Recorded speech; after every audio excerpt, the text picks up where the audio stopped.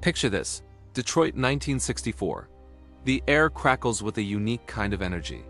It's a quiet evening, but the silence is punctuated by the rumble of V8 engines echoing down Woodward Avenue.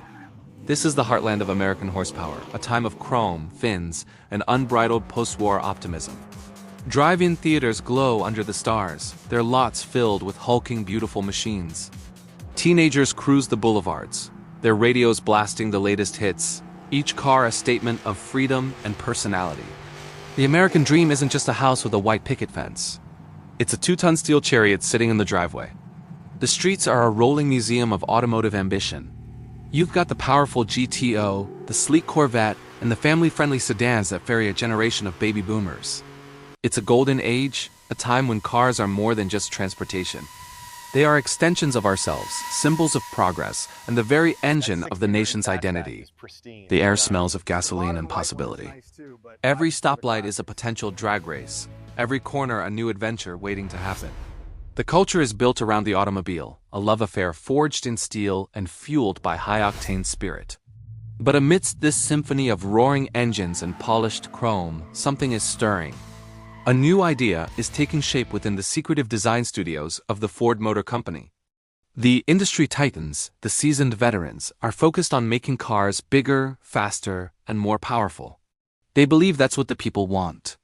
But a handful of renegades, a small visionary team led by the charismatic Lee Iacocca, sees a gap in the market. They see a new generation coming of age, a generation that doesn't want their parents' car.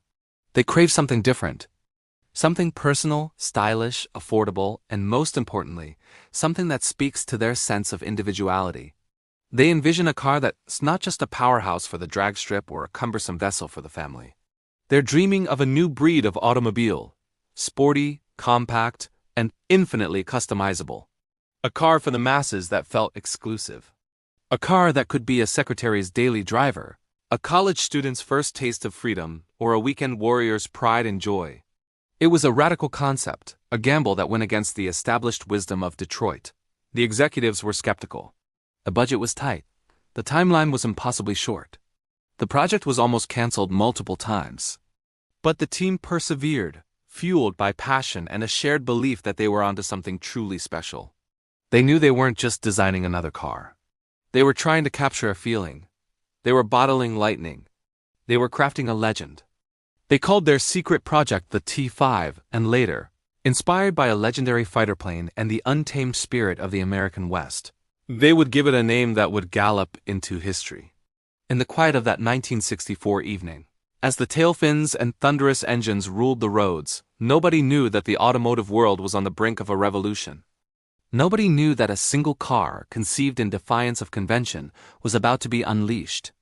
It was a car that would not just join the culture, but redefine it entirely. It would create its own category, shatter sales records, and become an enduring icon of cool for decades to come. That car was the Ford Mustang. And its story, a story of ambition, innovation, and the birth of an American legend, was just about to begin. This is the story of how a small team of dreamers challenged the giants of Detroit and created a car that would change everything.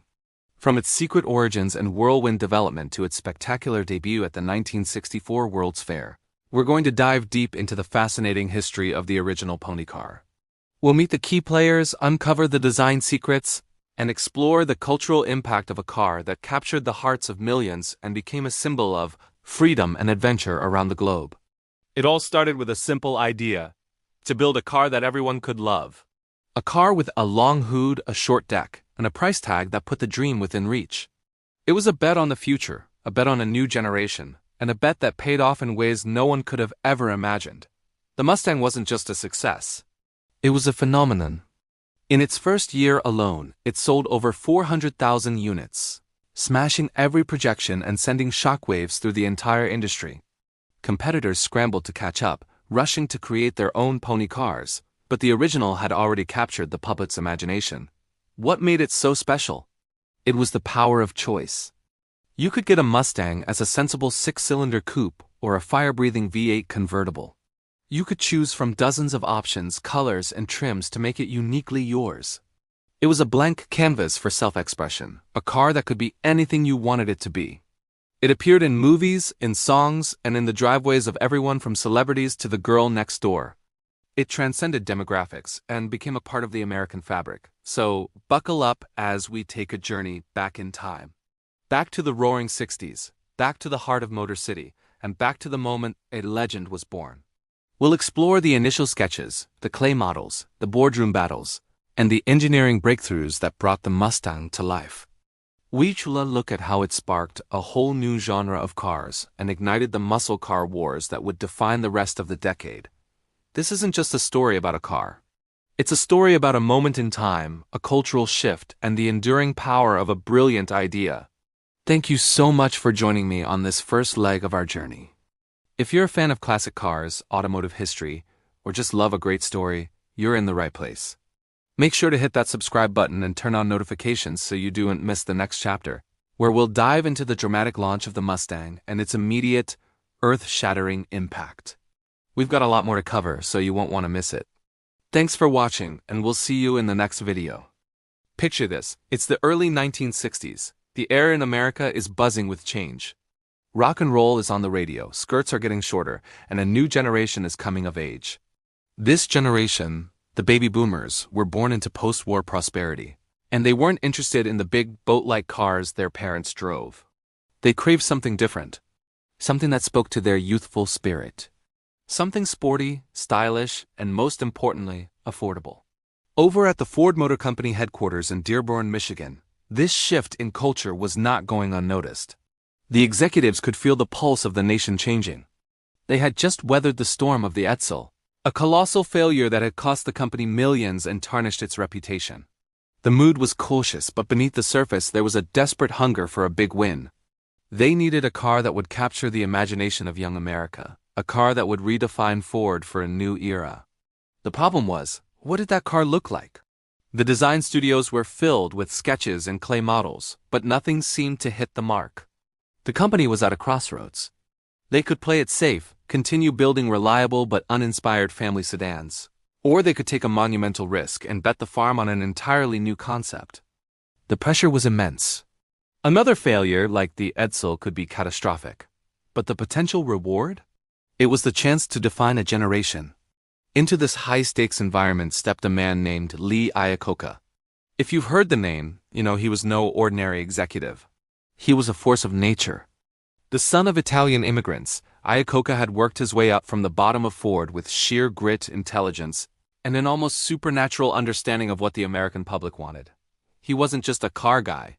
He was a master salesman, a marketing genius, and a visionary who could see the future of the automotive industry with crystal clarity. Iacocca looked at the burgeoning youth market and saw a massive, untapped opportunity. He saw kids cruising down Main Street, dreaming of European sports cars they could never afford. He understood their desire for freedom, for identity, for a car that was more than just transportation. It was an expression of who they were. While other executives saw risk, Iacocca saw a revolution waiting to happen. He had a dream, a vision for a car that would be compact, sleek, and sporty, with a long hood, a short rear deck, and a price tag that a recent college graduate could actually manage. He assembled a small, secret team of talented and rebellious engineers, designers, and marketers. He called them the Fairlane Committee, named after the Fairlane Inn where they held their clandestine meetings, away from the prying eyes of corporate bureaucracy. This wasn't an official Ford project. It was a passion project. A skunkworks operation fueled by late nights, coffee, and a shared belief in Iacocca's vision. They were a band of mavericks, united by a single, audacious goal: to build a car for the masses that had the soul of a sports car. Their initial concepts were wild and varied. They explored everything from two-seater roadsters to futuristic mid-engine designs. One of the earliest prototypes, the Mustang I, was a radical two-seat concept car that looked more like a Le Mans racer than a production vehicle. It was exciting, but Iacocca knew it wasn't practical. The key to success, he argued, was not just style, but also practicality and affordability. The car had to have a back seat, even a small one, to appeal to young families. And it had to be built using existing parts from other Ford models like the Falcon and the Fairlane to keep the production costs and the final sticker price incredibly low. This was Iacocca's genius. He wasn't just creating a new car. He was creating a new category of car. It would have the style of a Thunderbird, the affordability of a Falcon, and a spirit all its own. He championed the project relentlessly, navigating the treacherous waters of corporate politics. He had to convince the skeptical, budget-minded executives, including the formidable Henry Ford II himself, that this gamble was worth taking. Iacocca's pitch was legendary. He wasn't just selling a car. He was selling a dream. He painted a picture of a vehicle that would be on every college campus and every suburban driveway, the star of every Main Street cruise night. He presented market data, demographic trends, and a marketing plan so comprehensive and daring that it was impossible to ignore. He proposed launching the car at the 1964 New York World's Fair, a global stage that would guarantee maximum exposure. He wasn't asking for permission. He was presenting an inevitability. Finally, after months of relentless persuasion and masterful maneuvering, Henry Ford II gave the project the green light. But it came with a stern warning. The budget was tight, the timeline was even tighter, and if this car failed, Iacocca's career at Ford would be over. The dream was now a reality, but the pressure had just been cranked up to a whole new level. The team had just 18 months to take their concept from a secret committee to a full-scale production vehicle ready to be unleashed on the world. The challenge was immense, the stakes were astronomical, and the clock was ticking. The race to create an icon had officially begun. The world didn't know it yet, but they were about to meet the Mustang. Thanks so much for watching. We're just getting started on this incredible story. If you enjoyed this look back at the origins of a legend, make sure you hit that like button and subscribe so you don't miss the next chapter. We'll see you in the next video. Have you ever wondered where great ideas come from? Sometimes they don't strike like a bolt of lightning. Instead, they start as a quiet whisper, a nagging feeling that something is missing. For Lee Iacocca at Ford in the early 1960s, that whisper was getting louder every day.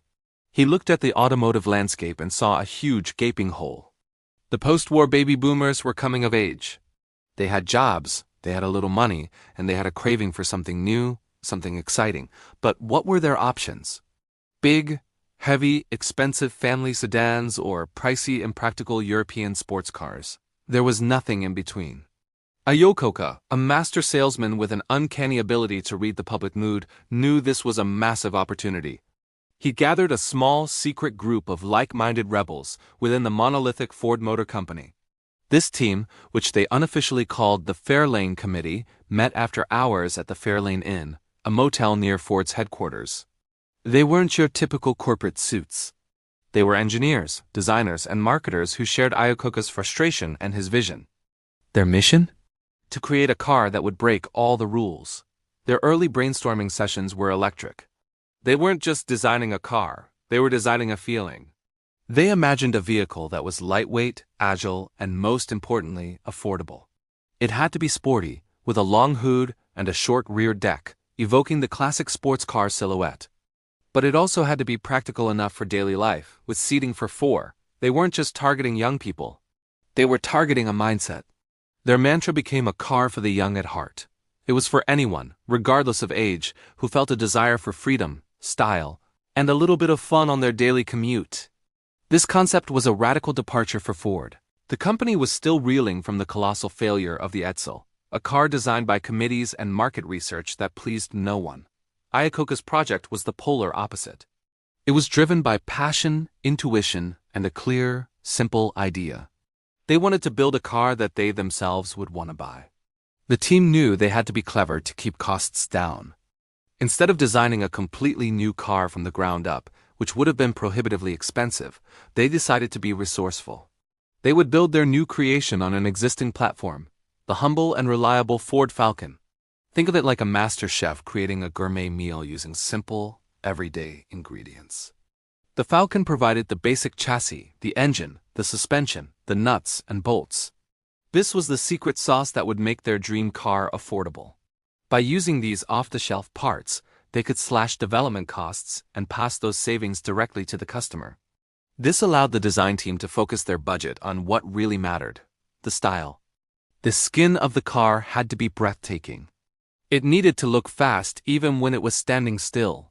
It needed to turn heads and make people dream. The team created mood boards, plastering their secret meeting room with images of fashionable young people, European travel, and exciting lifestyles. They weren't just selling transportation. They were selling an identity. The car would be a blank canvas. The base model would be stylish yet accessible, but customers could personalize it with a long list of options. Want a more powerful V8 engine? You got it. A 4-speed manual transmission? No problem. A racy interior, special wheels, a convertible top? Check, check, and check. This was revolutionary. It allowed a buyer to create a car that was uniquely theirs, from a budget-friendly commuter to a high-performance street machine. This idea of mass customization was pure genius. It meant their car could be all things to all people. A secretary could afford the stylish base model, while a young professional could load it up with performance options. The name itself went through numerous iterations. Names like Cougar, Torino, and Aventura were thrown around. But they eventually settled on a name that perfectly captured the spirit of their creation, a name synonymous with the American West, with freedom and untamed spirit: the Mustang. Of course, this renegade project wasn't without its internal battles. Iacocca had to fight tooth and nail to get the project approved. Many old guard executives at Ford were skeptical. They saw it as a risky niche vehicle. They remembered the sting of the Edsel and were hesitant to gamble again. But Iacocca was relentless. He was a brilliant politician within the company, armed with compelling market data and an unshakable belief in his team's vision. He argued that this wasn't just a car. It was the future of the company. It was a way to connect with an entire new generation of buyers.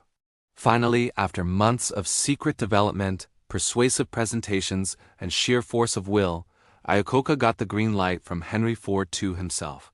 But the approval came with a tight budget and an impossibly short deadline.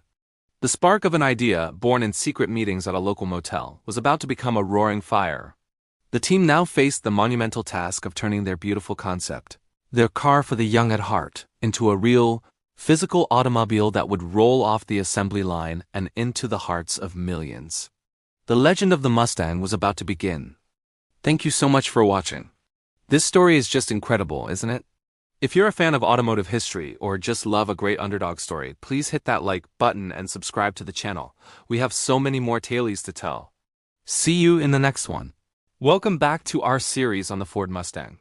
In our last chapter, we saw the prototype take shape. Now let's tackle one of the most iconic parts of this car's identity: its name. How did the legendary Mustang get its name? You might be surprised to learn it almost wasn't called that at all. The year is 1962. Ford's executive team, led by the visionary Lee Iacocca, knew they had a hit on their hands. The car, internally codenamed T5, was sleek, sporty, and affordable. It was everything the youth market craved, but it needed a name. A name that could capture its essence, its spirit of rebellion, and the promise of the open road. The problem was nobody could agree on one. So Ford did what any major corporation would do. They brainstormed, and brainstormed, and brainstormed some more. The conference rooms at Dearborn were littered with lists of potential names. They turned to their advertising agency, J. Walter Thompson, who came back with a staggering list of over 6,000 suggestions. 6,000! Imagine sifting through that.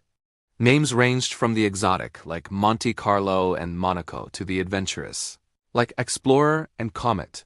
They even looked at animal names. This was a popular trend at the time. You had the Barracuda, the Impala, the Stingray. Ford's list included names like Puma, Cheetah, Colt, and one name that would stick around: Cougar. The Cougar was a serious contender, so much so that early design mock-ups and emblems were created for it. It had a sleek, predatory feel that matched the car's aggressive lines. Another major favorite, especially with Henry Ford II, was Torino. It sounded sophisticated, European, and elegant. It evoked images of the stylish Italian city, a hub of fashion and industry. For a while, Torino was the front-runner. It represented class and performance, and it was a personal favorite of the big boss. In the high-stakes world of car naming, that carried a lot of weight. Other Italian-inspired names like Monza were also on the table. But a few key players weren't convinced. One of them was a man named John Conley, a creative executive at J. Walter Thompson. He had a different idea. He was captivated by the name Mustang. Now, there are a couple of legends about where his inspiration came from. The most popular story, and the one Ford officially promotes, is about the wild horse of the American West. The Mustang is a symbol of freedom, independence, and untamed spirit. It roams the vast plains, a living embodiment of the American frontier. This perfectly matched the image Ford wanted to project for their new car. It wasn't just a vehicle. It was an escape. It was the freedom to go anywhere, to chase the horizon. It was a car for the young and the young at heart, those who yearned for adventure. The slogan Mustang, the car designed to be designed by you, fit perfectly with this idea of personal freedom and expression. But there's another story, a less known but equally compelling one. Championed by the car's lead designer, John Nayar. Nayar was a huge aviation enthusiast. His hero was the P-51 Mustang, the legendary fighter plane from World War II. This single-seat fighter was fast, agile, and a game-changer in the air war over Europe. It was a symbol of American power and ingenuity. For Nayar, the car he helped design shared that same DNA. It was a compact, powerful machine with a fighting spirit. He pitched the name Mustang in honor of the P-51. Initially, his bosses were hesitant, thinking it was too aggressive, too militaristic. So Nayar cleverly reframed it, linking the name to the wild horse, which was a much more romantic and marketable image. So you have these two powerful symbols, the wild horse and the fighter plane, both converging on one name. Mustang. It was short, punchy, and uniquely American. It felt powerful without being overly aggressive, like Cougar, and more youthful and exciting than the formal Torino. To settle the debate once and for all, Ford decided to let the people decide. They conducted focus groups, presenting the top names to potential customers. The names on the final shortlist were Mustang, Cougar, Torino, and a fourth name, T-Bird 2, an attempt to link the new car to the successful Thunderbird. The results were clear. Torino was well liked, but some felt it was a bit too high-end for an affordable car. Cougar was popular, but Mustang resonated on a different level. It was the overwhelming favorite. It captured the imagination of the target audience. It was everything they wanted the car to be, free, wild, spirited, and a little bit rebellious. The decision was made. The Project T5 would be christened the Ford Mustang. The now famous running horse logo was finalized, perfectly capturing the sense of motion and freedom. The name Cougar wasn't discarded, though. Ford saved it, and just a few years later it would become the nameplate for Mercury's own successful pony car. And Torino? That name also found a home in the Ford lineup in 1968 as a mid-size car, proving that a good name never truly goes to waste. But Mustang was special. It was more than just a name. It was a declaration. It defined not just a car, but a whole new category of automobile. The pony car. It was a stroke of marketing genius that perfectly encapsulated the spirit of a generation and the essence of the American dream. The name itself became a legend, synonymous with performance, style, and the endless possibilities of the open road. It wasn't just a car. It was a Mustang. And that's the story of how a legend got its name. It was a journey through thousands of ideas, a battle between executives, and a fusion of two powerful American symbols. In the end, the perfect name won out, and the rest, as they say, is automotive history. Thanks for watching. I hope you enjoyed this deep dive into the birth of the Mustang name. If you did, make sure to hit that like button and subscribe so you don't miss the next chapter in our story. We've got plenty more to cover. See you next time. Picture this. Ford headquarters, the early 1960s. The air is thick with the smell of clay, coffee, and quiet rebellion. While the official narrative was all about sensible, family-friendly cars, a secret skunkworks project was brewing, one that would change automotive history forever. This is the story of the design rebels. At the heart of this covert operation were three key figures: Joe Oros, Ford's design chief; L. David Ash, another top designer, and a young, talented stylist named Gail Halderman. Lee Iacocca, the visionary behind the Mustang project, had thrown down a challenge: create a car that was sporty, affordable, and screamed youth. But he needed it fast, and he needed it to be a hit right out of the gate. So, Iacocca bypassed the usual corporate channels and pitted Ford's own design studios against each other in a secret competition. The official Ford studio, the Lincoln Mercury studio, and a third, more advanced studio all submitted their designs. But the winning concept wouldn't come from any of them. It would come from the shadows, from a team working after hours, fueled by passion and a shared vision. Joe Oros gathered his team, which included David Ash and Gail Halderman. His instructions were simple yet profound. He wanted a car for the people. "I want it to be a car that the secretaries would love to drive," he said. "It needed to look like it was moving even when it was standing still. It had to be American, but with a touch of European sophistication. The core inspiration was a blend of worlds. They looked at the sleek, low lines of Italian sports cars like Ferraris and Maseratis. Think of that long hood, short rear deck, and athletic stance. Oroz himself pointed to a Maserati as a key influence. But it couldn't be a direct copy. It had to have a unique American identity. Gail Halderman, working from his own front porch, sketched furiously. He wasn't just drawing a car. He was capturing a feeling. He was the one who penned the iconic side scoop, a design element that would become synonymous with the Mustang. It was a stylistic flourish that hinted at high performance, channeling air to cool the rear brakes, even if, on the production car, it was mostly for show. This Ford-first feature was a crucial piece of the puzzle. Halderman's sketch, initially dubbed the Cougar, became the foundation. It featured that aggressive, forward-leaning grille, almost like a shark sniffing out its prey. The long hood wasn't just for style. It created a sense of power, suggesting a big engine lurking underneath. The short rear deck gave it a nimble, sporty look, a stark contrast to the massive boat-like cars of the era. The team secretly built a clay model of their design, hiding it under a tarp whenever executives walked by. They worked nights and weekends, refining every curve, every line. They obsessed over the proportions. The relationship between the greenhouse, the windows and roof, and the body was critical. They kept the roofline low and sleek, giving it a personal, intimate feel rather than the upright, formal look of a sedan. One of the most brilliant parts of their design was its clever use of existing parts. To keep costs down, the Mustang had to share its underpinnings with the humble Ford Falcon. This was a huge constraint. The Falcon was a simple, no-frills economy car. The challenge was to create a thoroughbred body on a workhorse skeleton. The design team performed magic. They took the Falcon's chassis and worked around its limitations. The long hood helped mask the Falcon's more upright front end. The sculpted sides, with that signature character line running from front to back, distracted the eye from the car's humble origins. It was a masterclass in design illusion.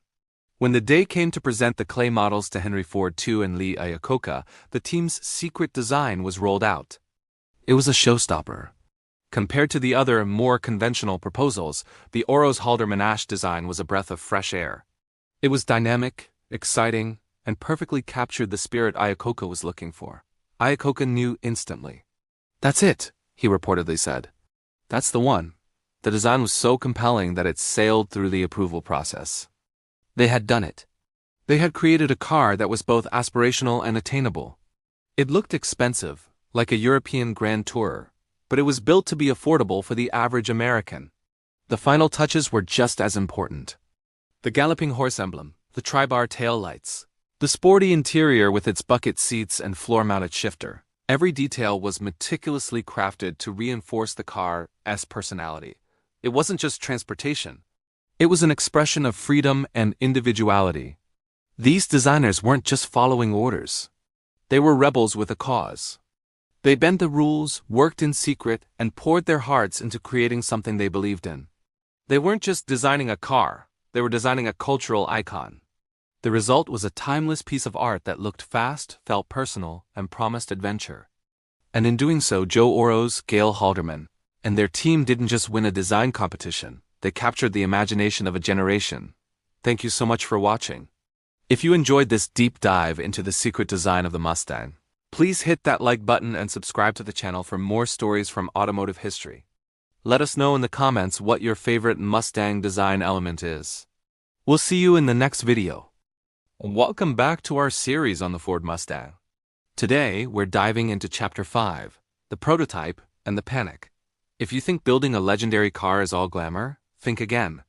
This was a story of sweat, sleepless nights, and pure, unadulterated stress. Picture this. It's 1962. Lee Iacocca has just greenlit the Mustang project, but there's a huge catch. He needs a fully functional, running prototype ready for approval in an impossibly short amount of time. We're not talking about a clay model or a drawing. He wanted a car that could drive, impress, and convince the higher-ups at Ford, including Henry Ford II himself, to pour millions into production. The clock was ticking, and the pressure was immense. The task fell to a small, dedicated team of engineers and designers, working under the project's chief engineer, Donald Frey. They were given just 18 months to take the Mustang from a concept to a showroom-ready vehicle.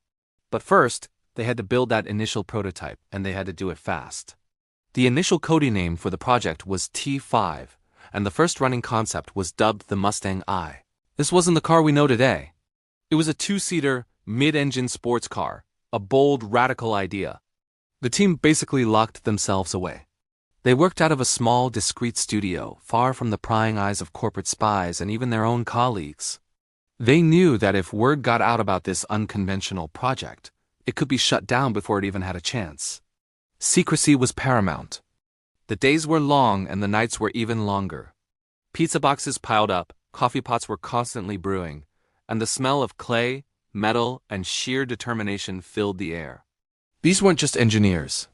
They were artisans, craftsmen, and problem solvers working against an unforgiving deadline. They were handcrafting this car, piece by piece. Every single component, from the chassis to the body panels, had to be fabricated and fitted. This wasn't a standard assembly line process.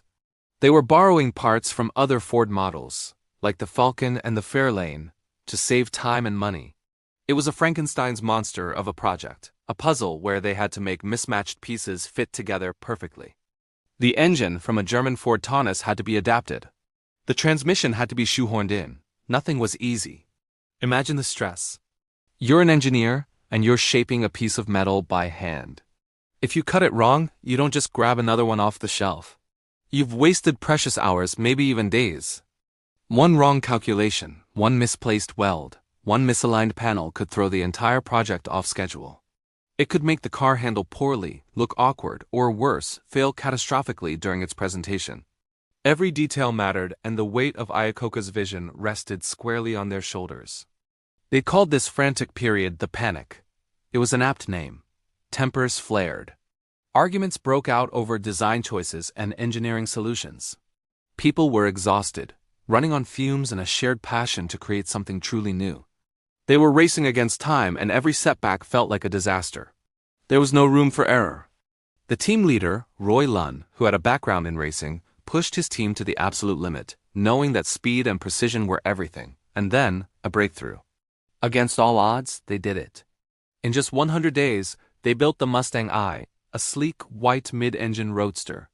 It was a marvel of rapid prototyping. When they finally rolled it out for its internal debut, it was a moment of truth. The car was stunning. It was futuristic. It was everything they had hoped for.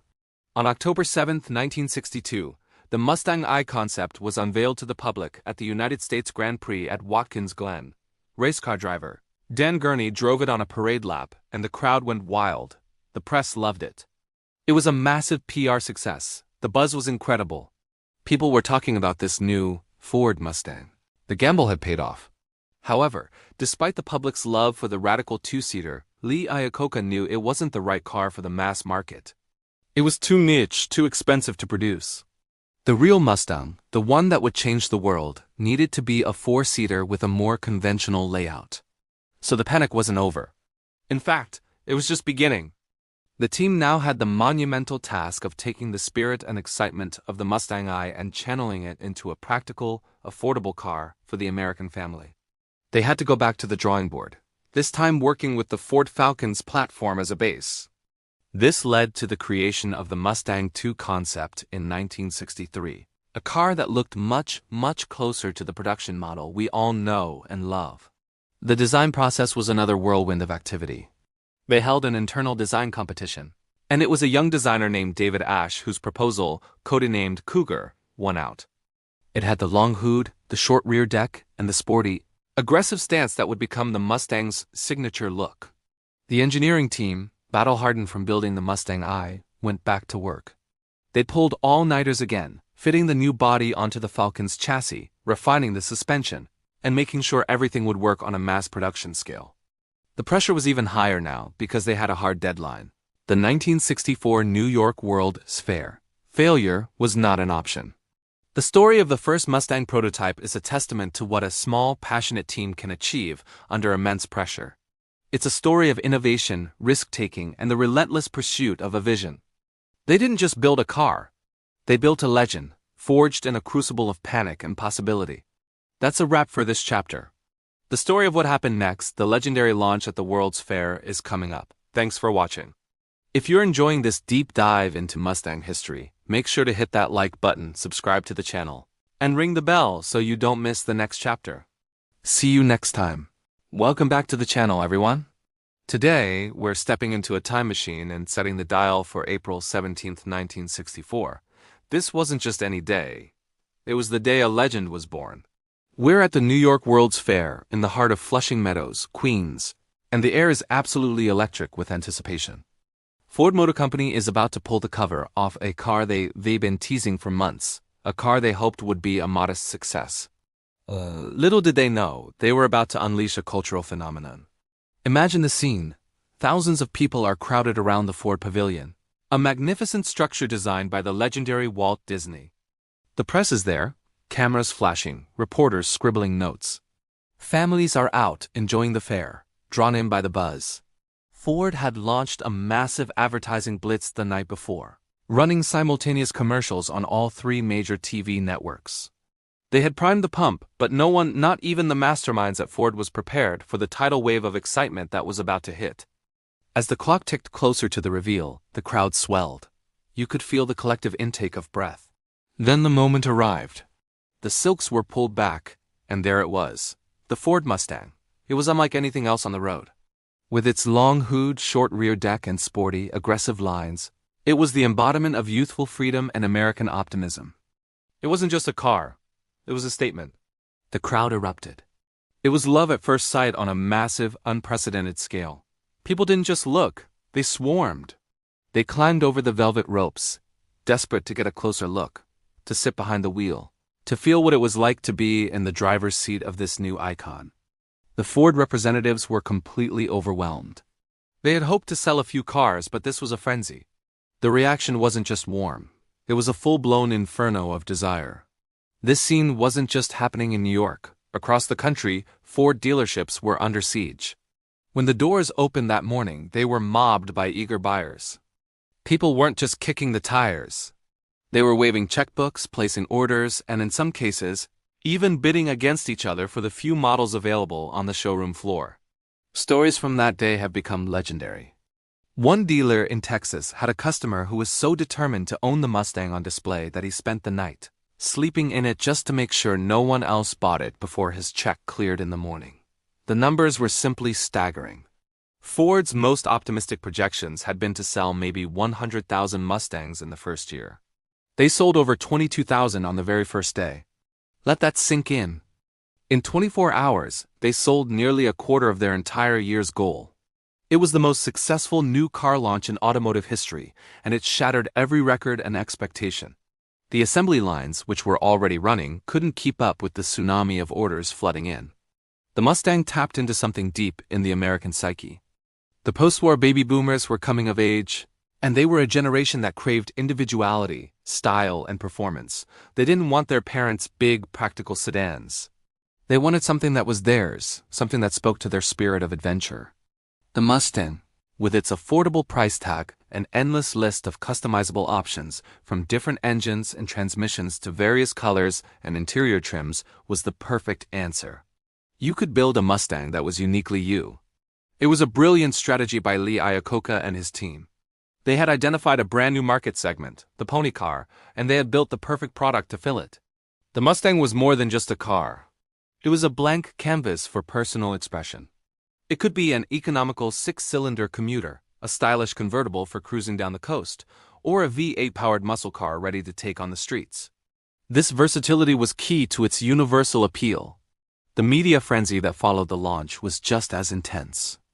The Mustang was on the cover of both Time and Newsweek in the same week, an unheard-of feat for a commercial product. It was a clear signal that this wasn't just a car story. It was a major cultural event. The Mustang had captured the imagination of the nation and was quickly becoming a symbol of the 1960s. It was cool, it was accessible, and it was everywhere. The grand reveal at the World's Fair was the perfect stage. The fair itself was a celebration of progress, innovation, and the future. By launching the Mustang there, Ford positioned it as the car of tomorrow, available today. The magic of the setting combined with the genius of the car's design and marketing created a perfect storm. It was a lightning-in-a-bottle moment that automakers have been trying to replicate ever since. So, as we look back on that incredible day, April 17, 1964, we see more than just a car launch. We see the birth of an icon. The day the world met the Mustang and instantly fell in love. A day that proved that sometimes, even with the best laid plans, you can catch lightning in a bottle and change the world forever. The Mustang wasn't just a success. It was a revolution on four wheels. Thank you so much for joining me on this trip down memory lane. It's stories like these that make car culture so fascinating. If you enjoyed this video, please give it a thumbs up and don't forget to hit that subscribe button and ring the bell so you won't miss our next chapter in automotive history. We've got so many more stories to tell. Until next time, drive safe and stay passionate. Welcome back to our series on the Ford Mustang. Last time we explored the incredible story of its creation. Today we're diving into Chapter 7, the $2,368 revolution. This isn't just about a car. It's about a marketing masterclass that redefined the automotive industry and put a legend on the road. So buckle up as we discover how Ford made the Mustang a car for everyone. The year is 1964. The average new car costs around $2,850. For many, that's a significant expense. Then, Ford drops a bombshell. The base price for a brand new Ford Mustang? A mere $2,368. That's right. For the price of a well-equipped Falcon, you could drive home in a car that looked like it cost twice as much. This price point wasn't just competitive. It was revolutionary. It broke down a huge financial barrier, making the dream of owning a sporty, stylish car accessible to a massive new audience. Suddenly, a student working a part-time job could realistically aspire to own a Mustang. A young family on a tight budget could afford a car that wasn't just practical, but also exciting. A secretary, a teacher, a young professional just starting their career, the Mustang was within reach for all of them. This wasn't just a car for the wealthy elite. It was the people's pony car. Ford didn't just sell a vehicle. They sold an attainable dream, and at $2,368, that dream was more tangible than ever before. This wasn't an accident. It was a calculated move by Lee Iacocca and his team. They knew that to create a true phenomenon, they had to democratize style, and they succeeded spectacularly. But the genius of the Mustang wasn't just its low entry price. It was what that price represented, a blank canvas. This is where the magic of customization comes in. Ford understood a fundamental truth about people. We all want to be unique. We want to express our personality. The Mustang was designed from the ground up to be the ultimate automotive chameleon. That base price got you a stylish coupe with a reliable six-cylinder engine. It was a great car, but it was just the beginning. Ford's options list was a masterpiece of marketing psychology. It was a catalog of dreams. Did you want more power? You could upgrade to a V8 engine, maybe even the legendary 289 Q-code Hypo. Did you want more style? Add the GT package with its fog lamps, racing stripes, and special badging. Want more comfort? How about a center console, air conditioning, or a premium radio? There were different wheel covers, vinyl roof options, interior color schemes, and performance packages. You could get an automatic transmission or a four-on-the-floor manual. The possibilities were nearly endless. This approach was brilliant for two reasons.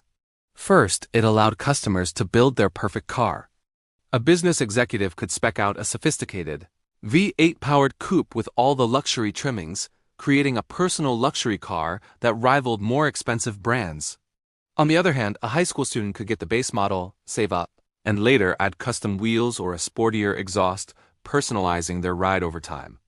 The Mustang could be a frugal commuter, a roaring muscle car, a stylish boulevard cruiser, or a track day toy. It was whatever you wanted it to be. Second, from a business perspective, it was a goldmine. So you have an affordable, endlessly customizable car. How do you tell the world about it? Ford's marketing campaign for the Mustang was just as innovative as the car itself. They didn't just target traditional car buyers, they targeted everyone. The campaign was a cultural blitz. The night before the official launch, Ford bought out the 9:30 p.m. time slot on all three major television networks, ABC, NBC, and CBS. An estimated 29 million households saw the sleek, exciting new Mustang at the same time. It was an unprecedented media event that created a national conversation overnight. The print ads were equally clever. They appeared not just in car magazines, but in lifestyle publications like Time, Life, and even Reader's Digest. The messaging was key. One famous ad featured a young, professional-looking woman with the headline, "The sweet-handling car for the woman who loves a man's car but not his price." It was inclusive and empowering. Another ad showed a man staring at his Mustang with the caption, "We don't know what to call it, but the man who buys one will." This tapped into the idea of personal identity and ownership. Ford wasn't telling you what the Mustang was. They were inviting you to define it for yourself. This strategy appealed directly to the massive baby boomer generation. They were young, optimistic, and looking for something that broke from the staid traditions of their parents' generation. The Mustang was new, it was exciting, and most importantly, it was theirs. It was the unexpected car, as the ads proclaimed. It was a symbol of freedom, youth, and the open road. When the car debuted at the 1964 New York World's Fair, the reaction was pandemonium. People were climbing over each other just to get a glimpse. Ford had initially projected sales of 100,000 units in the first year. They sold that many in the first 3 months. By the end of the first year, over 400,000 Mustangs had been sold, a record that still stands today. Think about the sheer brilliance of this. They created a car with universal appeal, priced it so almost anyone could afford the entry ticket, and then gave them a pathway to build the car of their dreams. Then, they launched it with a marketing campaign that made it the most talked about product in America. It wasn't just a car. It was a cultural event. The Mustang appeared in movies, songs, and on magazine covers. It became a part of the American fabric. The $2,368 revolution was about more than just a price tag. It was a revolution in thinking. It proved that a car could be both affordable and desirable, both mass-produced and deeply personal. It demonstrated the power of understanding your customer, not just what they needed in a car, but what they dreamed of. Lee Iacocca and the team at Ford didn't just create a new car. They created a new category and a new way of selling cars that is still influential to this day. Thank you so much for joining me on this deep dive into the Mustang's marketing genius. It's a story that truly shows how a great product, combined with smart strategy, can change the world. What's your favorite Mustang ad or model from this era? Let me know in the comments below. If you enjoyed this video, please give it a thumbs up and make sure you're subscribed with notifications on, so you don't miss the next chapter in our Mustang story. Thanks for watching, and we'll see you in the next one. Can you imagine turning on your TV and seeing the same ad on every single channel? Sounds like a sci-fi movie, right? Well, on the evening of April 16, 1964, Ford made it a reality. They bought the 9:30 p.m. time slot on all 3 major networks ABC, CBS, and NBC. For that moment, an estimated 29 million households, practically half the country, were all watching one thing, the grand reveal of the Ford Mustang. This wasn't just an ad. It was a national event, a synchronized media spectacle unlike anything seen before. Lee Iacocca and the Ford team weren't just launching a car. They were launching a phenomenon, and they wanted to make sure absolutely everyone knew about it. This unprecedented television takeover was just the opening act. The next morning, Friday, April 17th, the media blitz continued with a full-scale print invasion. Newspapers across the country, from the smallest local papers to the biggest national dailies, were plastered with Mustang ads.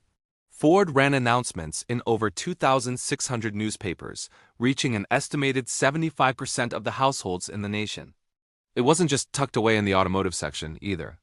In many cases, the Mustang story was front-page news. This wasn't just an advertisement. It was a headline. The media wasn't just reporting on a new car. They were reporting on a cultural moment. The message was clear and powerful. Something big is here. Think about the sheer audacity of this strategy. They didn't just dip their toes in the water. They created a tidal wave. Magazines were also a huge part of the plan. Publications like Time and Newsweek, which usually focused on politics and world affairs, suddenly had the Ford Mustang gracing their covers. They weren't just featured in car magazines. They were in lifestyle magazines, business journals, you name it. This created a sense of universal appeal. The Mustang wasn't just for car guys. It was for the young professional, the stylish woman, the small family. It was for everyone. This multi-pronged attack ensured that wherever you looked on your TV screen, in your morning paper, or on the magazine rack, the Mustang was there, looking back at you. This media saturation created an incredible sense of urgency and excitement. It was the ultimate fear of missing out campaign, long before social media even existed. People weren't just hearing about a new car. They felt like they were part of a national conversation. The ads themselves were brilliant. They weren't just showing a piece of machinery. They were selling a dream. They depicted young, vibrant people living exciting lives, with the Mustang as their companion. The tagline, "The Unexpected," perfectly captured the car's spirit. It was sporty, it was affordable, and it was completely new. The visuals were stunning, the copy was persuasive, and the sheer volume of it all was overwhelming in the best possible way. The genius of this campaign was that it made the Mustang more than just a car before anyone had even driven one.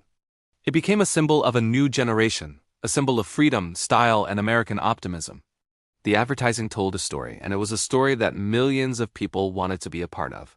This wasn't just about selling a product. It was about creating a legend. The media blitz was the spark that lit the fuse. The public reaction that followed was an explosion. Ford had spent millions on this gamble, a figure that seemed astronomical at the time. But the goal was clear, to make the Mustang an overnight sensation. And it worked beyond their wildest dreams. When the dealership doors opened that Friday, the public was already in a frenzy. They weren't just curious. They were desperate to see this car they had seen and read so much about. People flooded showrooms in numbers never seen before. Some dealers reported crowds so large they had to lock their doors to control the flow.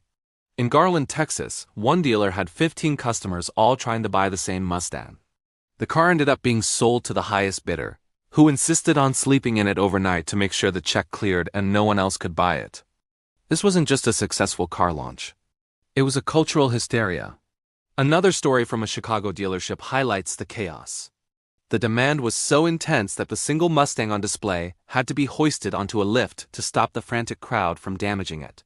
People were climbing over each other just to get a closer look. This wasn't just marketing hype.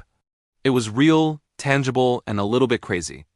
The media had built the anticipation to a fever pitch, and the public responded with an enthusiasm that shocked even Ford's most optimistic executives.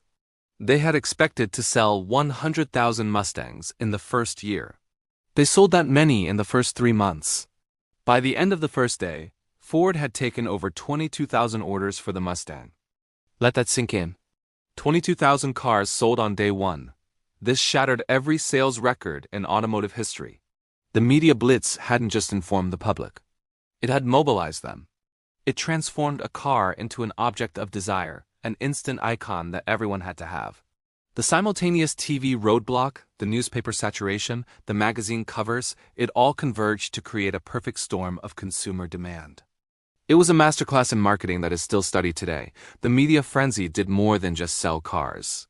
It cemented the Mustang's place in American culture. It became a celebrity in its own right. The car started appearing in movies, TV shows, and songs, further amplifying its cool factor. The media had introduced the Mustang to America, and America fell head over heels in love. This carefully orchestrated, brilliantly executed advertising campaign was the crucial first step. It took a great product and turned it into a legend. It proved that with the right message and a bold enough strategy, you could capture the attention of an entire nation. The Mustang wasn't just driven off the lot. It was driven straight into the heart of the American dream, thanks to one of the most incredible media blitzes of all time. Thank you so much for joining me on this deep dive into the Mustang's legendary launch. It's a story that truly shows the power of great marketing. If you enjoyed this, please give this video a thumbs up, and don't forget to hit that subscribe button and ring the bell so you won't miss our next chapter. We have so many more amazing stories to share with you. See you next time. Welcome back to our deep dive into the legend of the Ford Mustang. We've talked about the engineering, the launch, and the immediate sales success.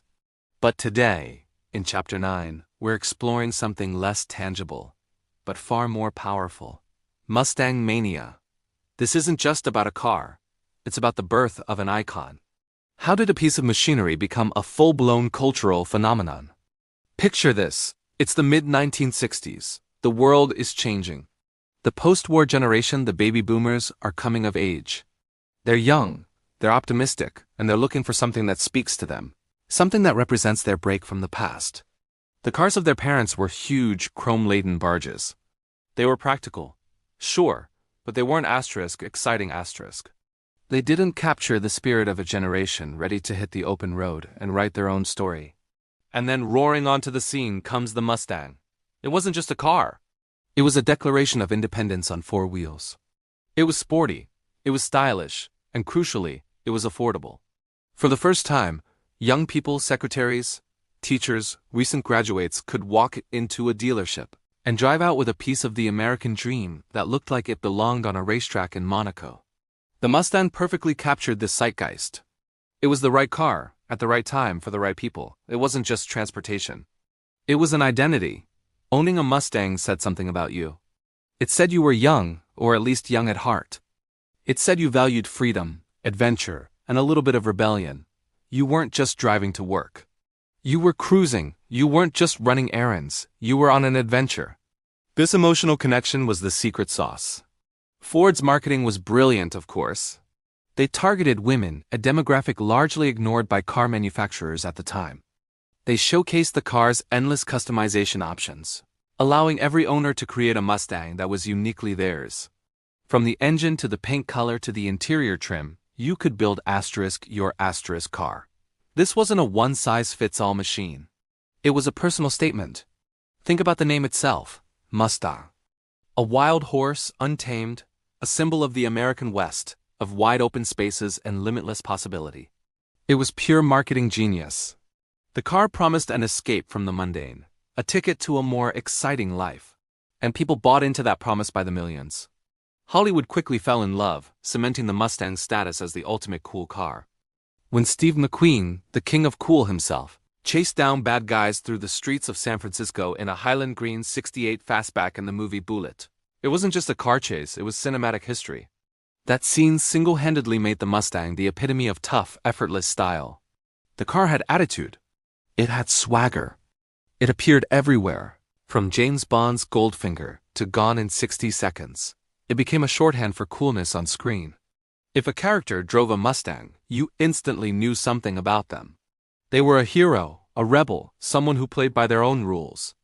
This constant presence in pop culture created a feedback loop. The movies made the Mustang cool, and the Mustang's inherent coolness made it a star in the movies. But the connection went deeper than just Hollywood glamour. For everyday owners, the Mustang was a loyal companion. It was the car you took on your first date. It was the car you drove to college. It was the car you and your friends piled into for a weekend road trip, with the windows down and the radio blasting. It became the backdrop for countless memories, the silent witness to the best moments of people's lives. Drivers didn't just own a Mustang. They had a relationship with it. They joined car clubs, they spent weekends polishing the chrome and tuning the engine. They felt a sense of pride and camaraderie with other Mustang owners. You'd see another one on the road and give a nod or a wave, a shared understanding. You were part of the same tribe. This created a legacy that transcends generations. The kid who dreamed of his dad's '65 convertible grew up and bought a modern GT. The passion was passed down. The Mustang became more than a car. It became a family heirloom, a tradition. It represents a specific brand of American optimism, the belief that the open road leads to endless possibilities. Even as the world changed, the Mustang adapted. It went through different phases: the muscle car era, the fuel crisis challenges, the retro revival. But through it all, it never lost that core identity. It remained the people's sports car, a symbol of attainable fun and freedom. That's the magic of Mustang mania. It wasn't just about horsepower or torque figures. It was about the feeling the car gave you. The feeling of turning the key, hearing that engine rumble to life, and knowing that you could go anywhere. It was the promise of adventure, the spirit of youth, and the freedom of the open road, all wrapped up in a beautifully designed package. The Mustang didn't just change the automotive industry. It wove itself into the very fabric of our culture. It became a rolling symbol of who we wanted to be, free, independent, and ready for whatever lies over the next horizon. It's a connection that is just as strong today as it was back in 1964. Thank you so much for joining me on this journey into the heart of Mustang mania. The story isn't over yet, so make sure you're subscribed and have those notifications turned on for the next chapter. We'd love to hear your own Mustang stories in the comments below. Until next time, keep cruising. How does one car create an entire automotive revolution? In the early 1960s, Ford saw a gap in the market. The booming generation of baby boomers was coming of age. They didn't want the massive boat-like cars their parents drove. They craved something different, something that was theirs. They wanted style, performance, and personality, but it had to be affordable. Ford's answer to this craving was a car that would not just meet expectations but shatter them entirely: the Mustang. When the Ford Mustang debuted at the 1964 New York World's Fair, it was an instant sensation. It wasn't just a new car. It was a new idea. It had a long hood, a short rear deck, sporty bucket seats, and a floor-mounted shifter. It looked fast even when it was standing still. And the best part? It was built on the humble chassis of the Ford Falcon, which kept the price tag incredibly low. Ford's marketing was genius. They didn't just sell a car. They sold a lifestyle. The Mustang was about freedom, youth, and excitement. You could customize it to your heart's content. Did you want an economical 6-cylinder for cruising around town? You could have it. Did you want a powerful V8 for some get up and go? That was an option too. You could choose from coupes, convertibles, and later, the iconic fastback. This level of personalization was unprecedented for a mass-market car. It allowed buyers to create a car that was a true extension of their own personality. The public's reaction was overwhelming. Ford had projected first-year sales of about 100,000 units. They sold that many in the first 3 months. On the very first day, dealers took over 22,000 orders. The Mustang wasn't just a hit, it was a cultural phenomenon. It appeared in movies, songs, and on magazine covers. It became the aspirational car for a generation. This explosive success didn't just make Ford a lot of money. It created a brand new category of automobile, the pony car. The name, of course, came from the Mustang's own emblem. A pony car was defined by what the Mustang pioneered: a compact, stylish body with sporty intentions, a long hood and short deck, seating for 4, and a wide range of options from economical to high performance, all built on a mass-produced platform to keep it affordable. It was the perfect blend of style, performance, and accessibility. Naturally, where there's success, competitors will follow. The other major American automakers, who had initially dismissed Ford's project, were now scrambling to catch up.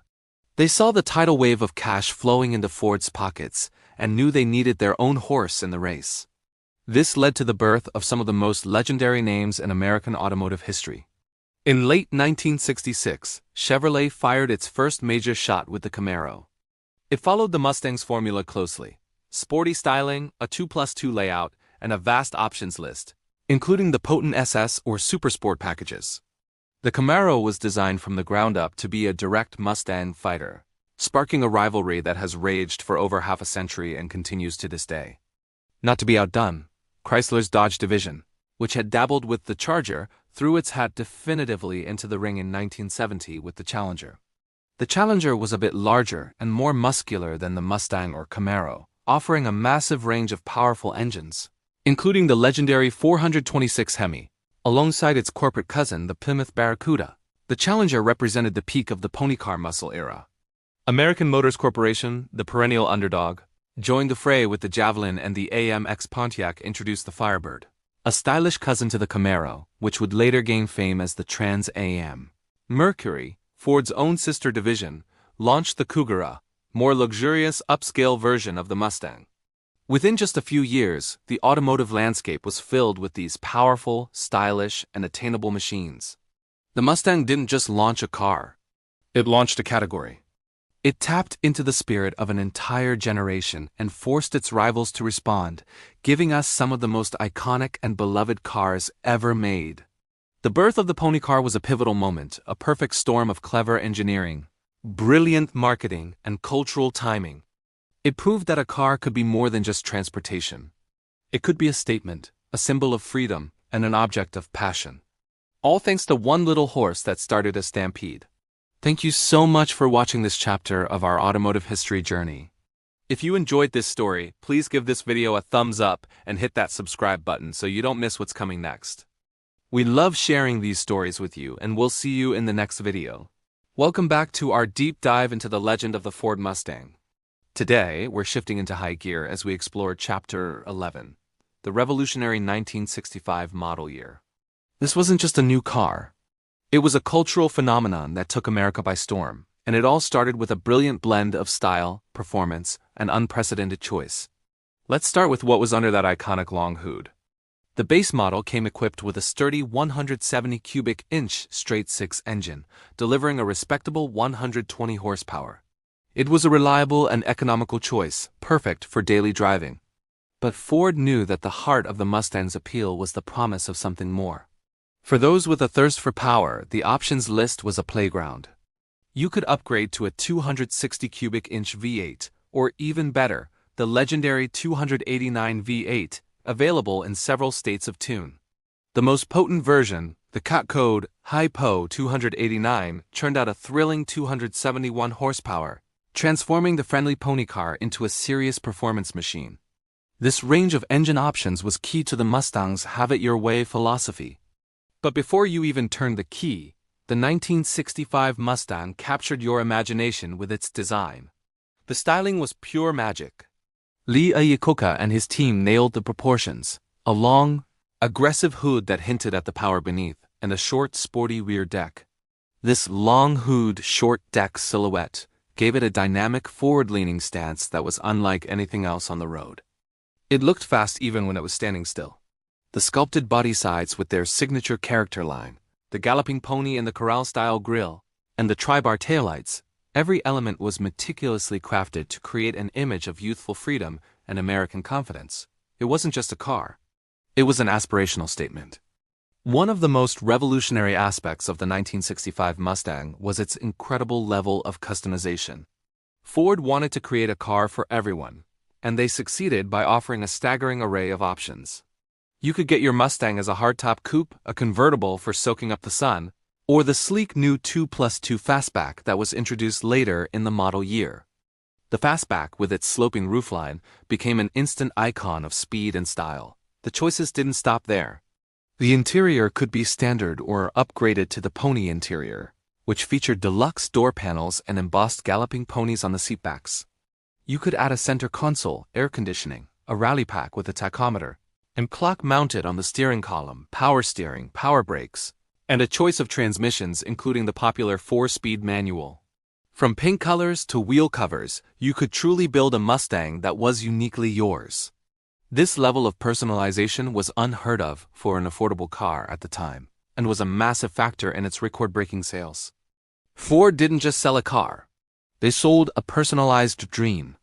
Just when you thought the Mustang couldn't get any more exciting, a new name entered the scene and took the pony car from a street champion to a track legend: Carroll Shelby.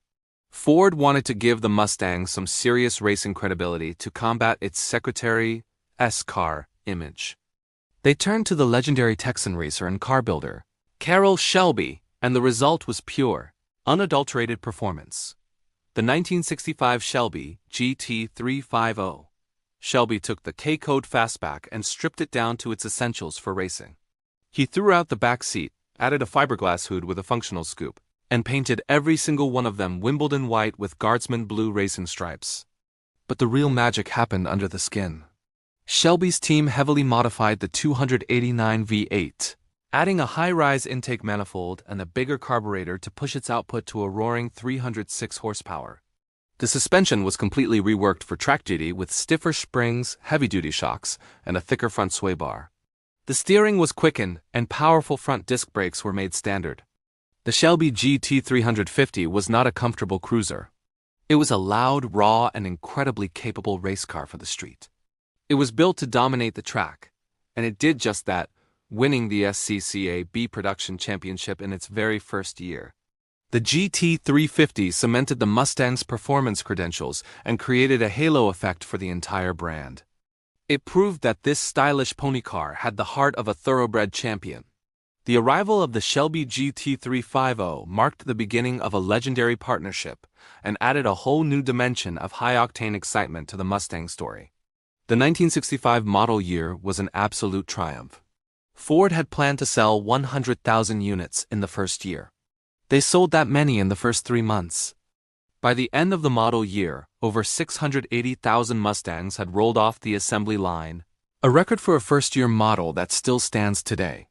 It was a perfect storm of brilliant marketing, accessible pricing, stunning design, and a level of choice that empowered a generation of buyers.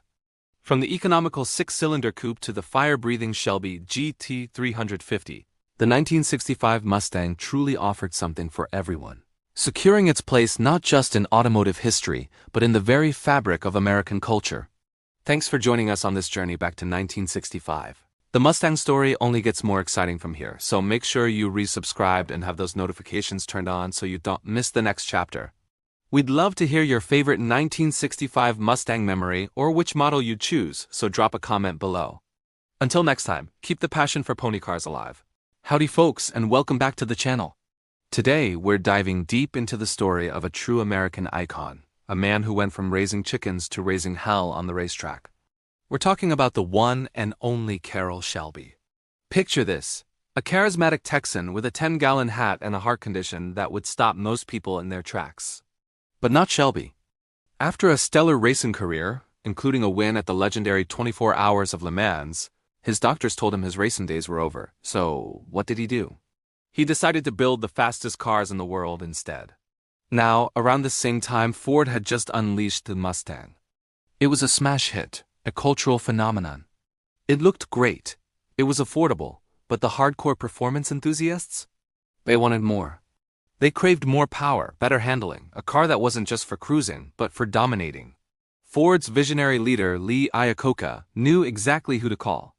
He needed someone with racing in their blood, someone who understood what it took to turn a good car into a great one. He needed Carroll Shelby. The partnership was legendary. Iacocca essentially handed Shelby a blank check and a stable of Mustangs, saying, "Carroll, make it a race car." And oh boy, did he ever! Shelby and his team of hot rodders got to work in a small workshop in Venice, California. They took the stock Mustang Fastback and completely transformed it. This wasn't just a matter of bolting on a few fancy parts. They stripped the car down, threw out the back seat to save weight, and went to work on the engine. They took Ford's 289 V8 and, with some Shelby magic, cranked the horsepower up from 271 to a thundering 306. They upgraded the suspension, added bigger brakes, and installed a louder, more aggressive side-exit exhaust. Visually, they gave it a distinctive look, Wimbledon white with Guardsman blue racing stripes.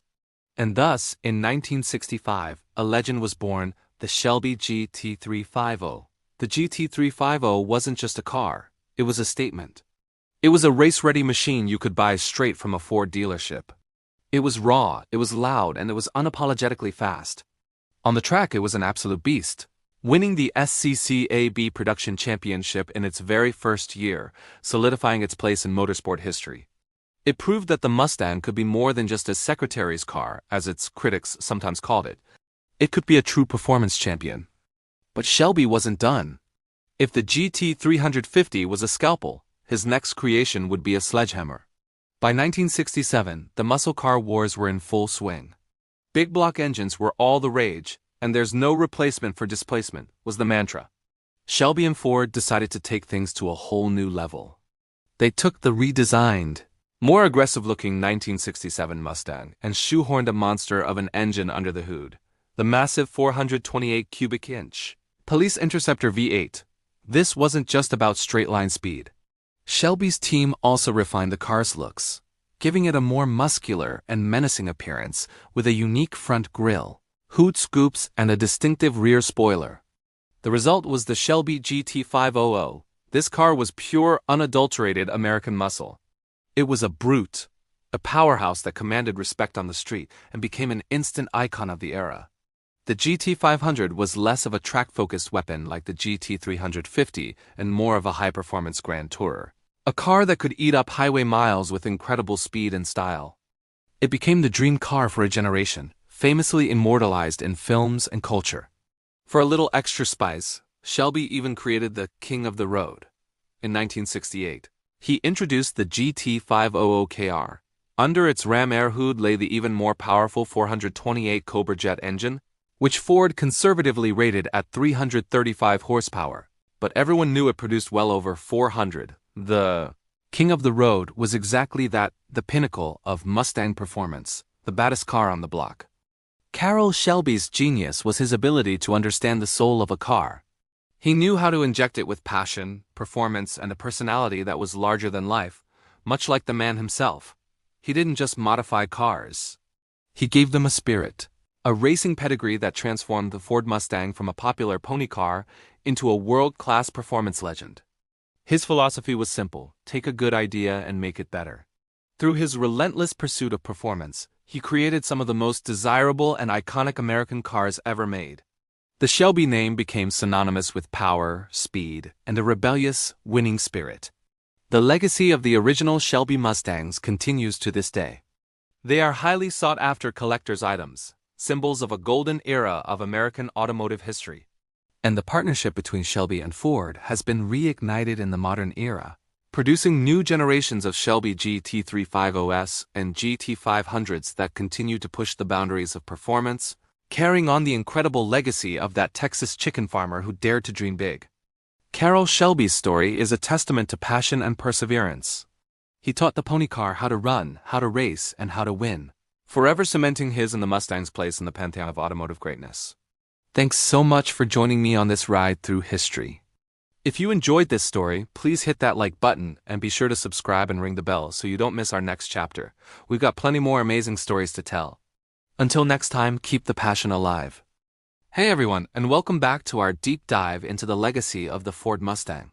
Today, we're shifting gears from the showroom floor to the silver screen, the soundstage, and the small screen, because the Mustang isn't just a car, it's a co-star. It's a character in its own right, a symbol of freedom, rebellion, and undeniable American cool. This is the story of how a car became a pop culture icon. So, how did this happen? How did a piece of machinery become so ingrained in our collective memory? It all started almost immediately. Just months after its debut in 1964, the Mustang made its first major film appearance. And what an appearance it was! In the James Bond classic Goldfinger, a stunning Wimbledon white 64.5 convertible, driven by the formidable Tilly Masterson, tears through the Swiss Alps. While it meets a rather unfortunate end thanks to Bond's gadget-laden Aston Martin DB5, the message was clear: the Mustang was here, it was beautiful, and it was ready for action. This wasn't just product placement, it was a statement. The Mustang was on the world stage, going head-to-head with the most famous movie car of all time. While Bond gave the Mustang its international debut, it was a gritty San Francisco detective who cemented its legendary status. We're talking, of course, about the 1968 film Bullitt. The nearly 11-minute car chase scene is not just one of the best car chases in movie history. It is movie history. Steve McQueen, the king of cool himself, behind the wheel of a Highland Green 1968 Mustang GT Fastback, chasing down villains in a Dodge Charger through the hilly streets of San Francisco. No music, just the raw, guttural roar of those V8 engines, the squeal of tires, and the crunch of metal. The Bullitt Mustang wasn't just a car. It was an extension of McQueen's cool, tough, no-nonsense persona. It was powerful, it was understated, and it was utterly authentic. The film made that specific model so iconic that Ford has since released multiple special edition Bullitt Mustangs, paying homage to that legendary cinematic moment. It proved the Mustang wasn't just a pretty face. It was a serious performance machine with an attitude. The Mustang's influence wasn't just limited to the big screen. It galloped right into our living rooms through television. From shows in the 60s and 70s where it was the hero's ride of choice, like the original Lee Iacocca, where Farrah Fawcett's character Jill Munro drove a '76 Mustang Cobra II, giving the much-maligned Mustang II a dose of glamour and excitement. The car was everywhere, representing youth, independence, and a touch of rebelliousness. It was the car the cool kids drove, the car you aspired to own. It appeared in countless shows, often as more than just background dressing, but as a key part of the story, symbolizing a character's personality or a specific moment in time. And you can't talk about the Mustang in pop culture without talking about the music.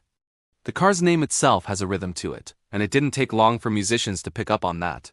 The most famous example, of course, is Wilson Pickett's 1966 hit Mustang Sally. All you want to do is ride around, Sally. Ride, Sally, ride. The song isn't just about a car. It's about the freedom and the wild spirit the car represents. It became an anthem, a bluesy, soulful rock and roll classic that is forever linked with the image of cruising down the road in a classic Mustang. But it didn't stop there. The car was name-dropped in countless other songs, from country to rock to hip-hop. It became a lyrical shorthand for the American dream, for summer nights, first loves, and the open road. It's a symbol that artists have used time and again to evoke a sense of nostalgia, freedom, and pure, unadulterated fun. Think of Vanilla Ice rapping about his 5.0 in Ice Ice Baby, bringing the Fox Body Mustang into the 90s pop consciousness. The Mustang provided the soundtrack to a generation, and in turn, a generation made the Mustang part of its soundtrack. So why the Mustang? What made this car resonate so deeply with filmmakers, musicians, and audiences? It's a combination of things. First, the design. From the very beginning, the long hood, short deck, and athletic stance were inherently cinematic. It looked good from every angle. It looked fast even when it was standing still. Second, its accessibility. The Mustang was the people's sports car. It wasn't an unobtainable European exotic. It was an aspirational but achievable piece of the American dream. This made it relatable. Characters in movies and songs who drove Mustangs felt more like us, or who we wanted to be. Finally, its versatility. A Mustang could be the hero's car, the villain's car, the high school quarterback's car, or the getaway car. It could be pristine and perfect, or beat up and gritty. It could represent youthful innocence or dangerous rebellion. This adaptability made it a perfect casting choice for almost any story needing a car with character. It's a blank canvas for coolness. Over the decades, the Mustang's presence in pop culture has never really faded. It continued to appear in blockbuster films. Think of Nicolas Cage's Eleanor, the '67 Shelby GT500 from Gone in 60 Seconds, which introduced a whole new generation to the ultimate muscle Mustang. Or Will Smith driving a red Shelby GT500 through a deserted, post-apocalyptic New York City in I Am Legend, a powerful symbol of humanity's last stand. And more recently, the John Wick franchise features Keanu Reeves' character cherishing his 1969 Mustang Mach-1, a car so important to him that its theft kicks off the entire action-packed saga. Each appearance adds another layer to the legend, reinforcing its status not just as a classic, but as a timeless icon. It evolves with the times, yet its core identity remains unchanged. From James Bond's Alps to Steve McQueen's San Francisco, from Mustang Sally's Cruising to John Wick's Revenge, the Ford Mustang has done more than just appear in pop culture, it has helped shape it. It's a symbol that transcends metal, glass, and rubber. It represents a feeling, an attitude, an era. It's the embodiment of American cool, a four-wheeled movie star that has captured our imaginations for generations and shows no signs of leaving the spotlight. It's a true cultural phenomenon, and its legacy is written not just in automotive history books, but in our favorite movies, songs, and memories. Thanks so much for watching this chapter of our series. It's incredible to see how a car can become so much more than just transportation. If you enjoyed this trip down memory lane, please hit that like button. And be sure to subscribe and turn on notifications so you don't miss our next episode. We'd love to hear about your favorite Mustang movie or song moments, so drop a comment below. Until next time, ride on. From the roaring racetracks of America to the bustling streets of Detroit, the Ford Mustang had conquered its homeland. But the open road beckoned, and this icon of American freedom was about to pack its bags and go global. This is the story of how the Mustang galloped across oceans, capturing the hearts and minds of millions, and becoming a worldwide symbol of the American dream. Right from its explosive debut in 1964, the world was watching. International journalists at the New York World's Fair were just as captivated as their American counterparts. The buzz was immediate. Ford knew they had something special, not just for the US, but for a global market hungry for a taste of American cool. The first export models, often referred to as T5 South in Germany, started trickling into Europe almost immediately. Why T5? Because the Mustang name was already trademarked by a truck manufacturer in Germany. So if you ever spot a classic pony car with a T5 badge, you're looking at a rare piece of export history. These early European Mustangs weren't just shipped over and sold. They had to be adapted. Modifications for different road regulations were common, things like different lighting, amber turn signals, and revised speedometer markings in kilometers per hour. In the UK, where they drive on the other side of the road, a small but dedicated number of right-hand drive conversions were undertaken by coach builders like Rudspeed. These cars were exclusive, expensive, and instantly made their owners the talk of the town. Imagine cruising through the narrow, winding lanes of the English countryside in a V8-powered Mustang. It was a statement like no other. The Mustang's influence wasn't just on the road. It was on the screen. European cinema embraced the car's rebellious spirit. One of the most famous examples is the 1966 French film A Man and a Woman, Un homme et une femme. The lead character, a race car driver, pilots a white Mustang convertible in several iconic scenes, including a memorable drive along the beaches of Deauville.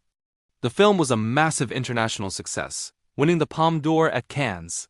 For audiences across Europe, the Mustang became intrinsically linked with romance, freedom, and a sophisticated, adventurous lifestyle. It wasn't just a car. It was a co-star.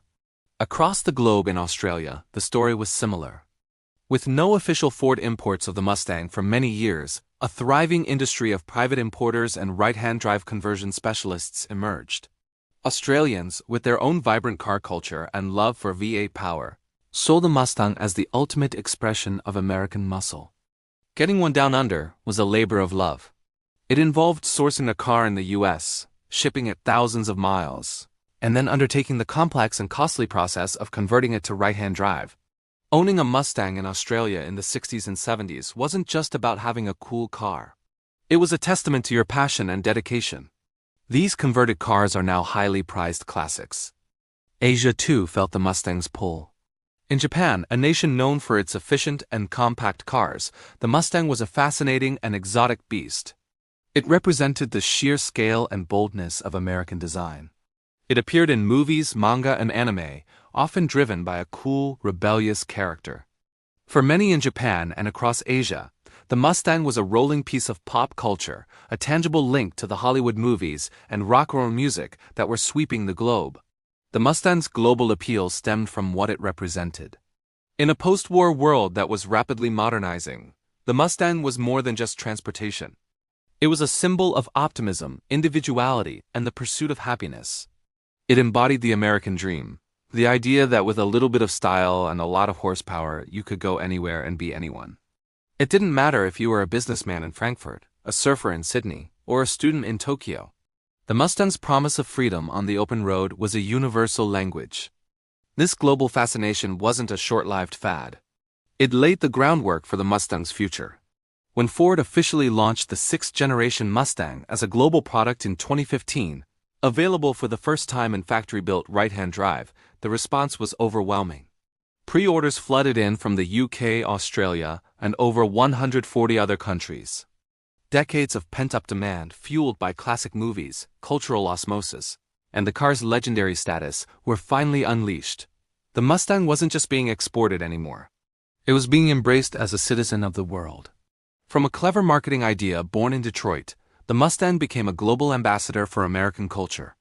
It proved that the thrill of a rumbling V8, the beauty of a long hood, and a short deck, and the feeling of freedom behind the wheel are desires that know no borders. The pony had not only roamed free across America, but it had galloped across the entire planet. Thank you so much for joining us on this global journey with the Mustang. It's a testament to the car's incredible design and enduring spirit. If you enjoyed this chapter of the story, please hit that like button, subscribe to the channel, and ring the bell so you don't miss our next episode. We'd love to hear from our international viewers. Tell us in the comments what the Mustang means in your country. Until next time, keep the passion alive. Welcome back to our journey through automotive history. We're diving into Chapter 15, the late 1960s, a time when everything got bigger, louder, and faster. The Mustang, our beloved pony car, was about to undergo a serious transformation. The innocent, sporty convertible that captured America's heart was about to bulk up and enter the ring. The mid-60s were all about fun and freedom, but as the decade roared on, a new obsession took hold: horsepower. The horsepower wars were in full swing, and every manufacturer was scrambling to stuff the biggest, most powerful engine they could find into their cars. Ford was no exception. To stay competitive, the Mustang had to evolve. It had to become a muscle machine. This wasn't just a simple engine swap. To accommodate the massive big block V8 South that were becoming the standard, the Mustang itself had to grow. The 1967 model year marked the first major redesign. The car became longer, wider, and heavier. You could still get your classic six-cylinder or small block V8, but the real headline grabber was the new 390 cubic inch big block engine, pumping out a thunderous 320 horsepower. Picture it: You're cruising down the boulevard, the ground trembling from the deep rumble of that big block. This wasn't just a car anymore, it was a statement. The styling became more aggressive, too. The friendly face of the original was replaced with a more menacing grille, deeper set headlights, and a fastback roofline that swept down dramatically, giving it a predatory stance. This was a Mustang that meant business. Then came 1968, and with it, one of the most legendary engines in Ford's history. The 428 Cobra Jet, officially rated at a conservative 335 horsepower. Everyone knew the real number was well north of 400. This engine turned the Mustang into a legitimate quarter-mile terror, a car that could dominate both the street and the strip right off the showroom floor. The Cobra Jet Mustang wasn't just keeping up with the competition. It was setting the pace. This era gave us some of the most iconic Mustangs ever built. Think of the Shelby GT350. A beast supercharged by the legendary Carroll Shelby himself. Or the Bullitt Mustang, a Highland Green '68 fastback made famous by Steve McQueen in one of the greatest car chases ever filmed. These cars weren't just fast. They were cultural icons, symbols of raw, untamed American power. They were the peak of the muscle car craze, and the Mustang was right there at the summit. But as the Mustang grew in size and power, something started to get lost. The original magic, that lightweight, tossable, secretary's car charm that made it so accessible and fun, was fading. The car was becoming heavier and more complex. It was a formidable muscle car, no doubt, but it was drifting away from the simple, brilliant concept Lee Iacocca had first envisioned. The playful pony was turning into a thundering stallion, and while it was an incredible machine, it was a different kind of animal altogether. The 1969 and 1970 models continued this trend. The Mustang grew even larger, boasting even more aggressive styling with quad headlights and dramatic body lines. New performance models like the Mach 1, the Boss 302, and the monstrous Boss 429 were introduced. The Boss 302 was a track-focused marvel designed for Trans Am racing, a perfect blend of power and handling. And the Boss 429? That was a barely legal race car for the street, built specifically to homologate its massive semi-hemispherical engine for NASCAR. It was pure, unadulterated overkill, and enthusiasts loved it. These cars were the absolute pinnacle of Mustang performance during the classic era. They were faster, louder, and more visually stunning than ever before. But they were also the furthest the Mustang had ever strayed from its roots. The market was changing, and storm clouds were gathering on the horizon. Insurance companies were starting to penalize high-performance cars with sky-high premiums, and new government regulations on emissions and safety were just around the corner. The era of bigger, louder, faster was a glorious, tire-smoking spectacle, and the Mustang was one of its brightest stars. It proved it could run with the big dogs, flexing its muscles, and leaving an indelible mark on performance history. But this aggressive evolution also set the stage for the challenges that would come in the next decade. As the world began to move away from the very things that made these late 60s Mustangs so legendary. The party was incredible, but it couldn't last forever. Thanks for joining us on this high-octane look back at the Mustang's muscle car transformation. It was a wild ride, wasn't it? If you enjoyed this trip down memory lane, please give this video a thumbs up and hit that subscribe button. We've got so much more of the Mustang's incredible story to share with you. Drop a comment below and let us know your favorite Mustang from this era. Until next time, keep the passion alive. Welcome back to our journey through automotive history. Today, we're diving into Chapter 16, the 1970s, a decade of oil, economic upheaval, and profound change. If the 60s were a non-stop party of big engines and horsepower, the 70s were the morning after, complete with a massive headache. The party came to a screeching halt, and the culprit was something we often take for granted: gasoline. Imagine this. One day, you're cruising in your big block V8, feeling like the king of the road. The next, you're waiting in a line that stretches for blocks, just hoping to get a few gallons of gas before the station runs dry. This was the reality of the 1973 oil crisis. An embargo led by OPEC sent shockwaves across the globe. And for America, a nation built on cheap, plentiful fuel, it was a wake-up call of epic proportions. Gas prices didn't just rise, they skyrocketed. Suddenly, that 8-mile-per-gallon muscle car wasn't just a symbol of freedom. It was a symbol of financial ruin. The national mood shifted almost overnight. Frugality became the new cool. Big was no longer beautiful. It was wasteful. People started looking at their gas-guzzling land yachts with a sense of dread. The American dream car, once a powerful, sprawling machine, was suddenly seen as a liability. This economic pressure forced a fundamental rethinking of what a car should be. But the oil crisis wasn't the only storm brewing. The government was also stepping in with a new set of rules that would change cars forever: emissions regulations. The Clean Air Act, passed in 1970, created the Environmental Protection Agency, or EPA. Their mission was to clean up the air, and a major target was the automobile. Smog was choking major cities, and the tailpipes of millions of cars were pointed to as a primary cause. So how do you make a big, powerful V8 engine clean? The initial answer was, well, not very elegant. Engineers, under immense pressure to meet deadlines, resorted to some quick fixes. They slapped on primitive emissions control devices like catalytic converters, exhaust gas recirculation systems, and air pumps. These early systems were like trying to put a muzzle on a lion. They choked the engines, robbing them of horsepower and making them less efficient. It was the worst of both worlds. You had a big, heavy car that was now slow and still not particularly great on gas. Think about it from a car buyer's perspective. You'd walk into a dealership in 1974 and see a car that looked powerful, but its performance was a shadow of its former self. A V8 engine that made 300 horsepower just a few years earlier was now wheezing out a mere 150. The era of unbridled horsepower was officially over, strangled by a combination of fuel scarcity and government regulation. This period is often referred to as the malaise era, and for good reason. The cars felt tired, uninspired, and compromised. This perfect storm of high gas prices and power-sapping emissions rules created a huge opportunity for a new type of car: the small, efficient import.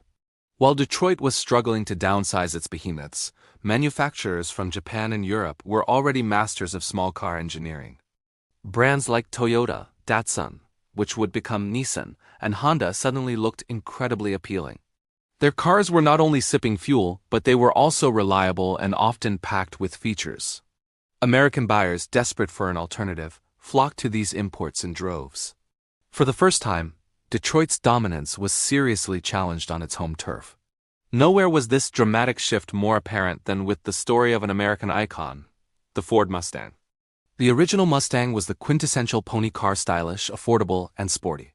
But by the early 70s, it had grown into a larger, heavier car, chasing the muscle car trend. When the oil crisis hit, this bigger Mustang was the wrong car at the wrong time. Ford saw the writing on the wall and knew they needed a radical change. So for the 1974 model year, they introduced the Mustang II. This was not just a redesign. It was a complete reinvention. Based on the subcompact Ford Pinto platform, the Mustang II was dramatically smaller, lighter, and more fuel-efficient than the car it replaced. It was nearly 500 pounds lighter and 19 inches shorter.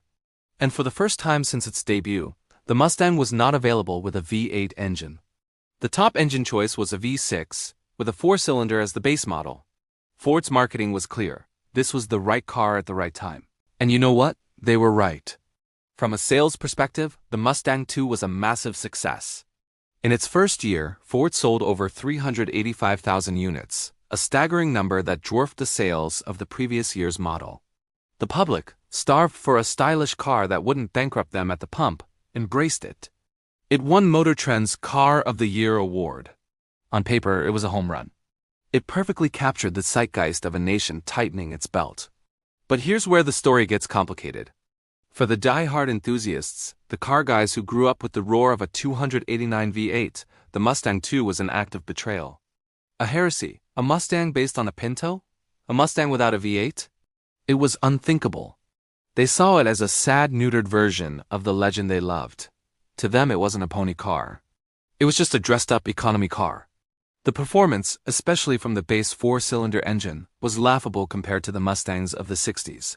This is what makes the Mustang II so fascinating and controversial to this day. It represents a deep divide in how we define a car's success. Was it a brilliant business decision that saved an iconic nameplate by adapting to the market? Absolutely. Lee Iacocca, the father of the original Mustang and the champion of the Mustang II, certainly thought so. He argued that it was exactly what customers wanted and needed.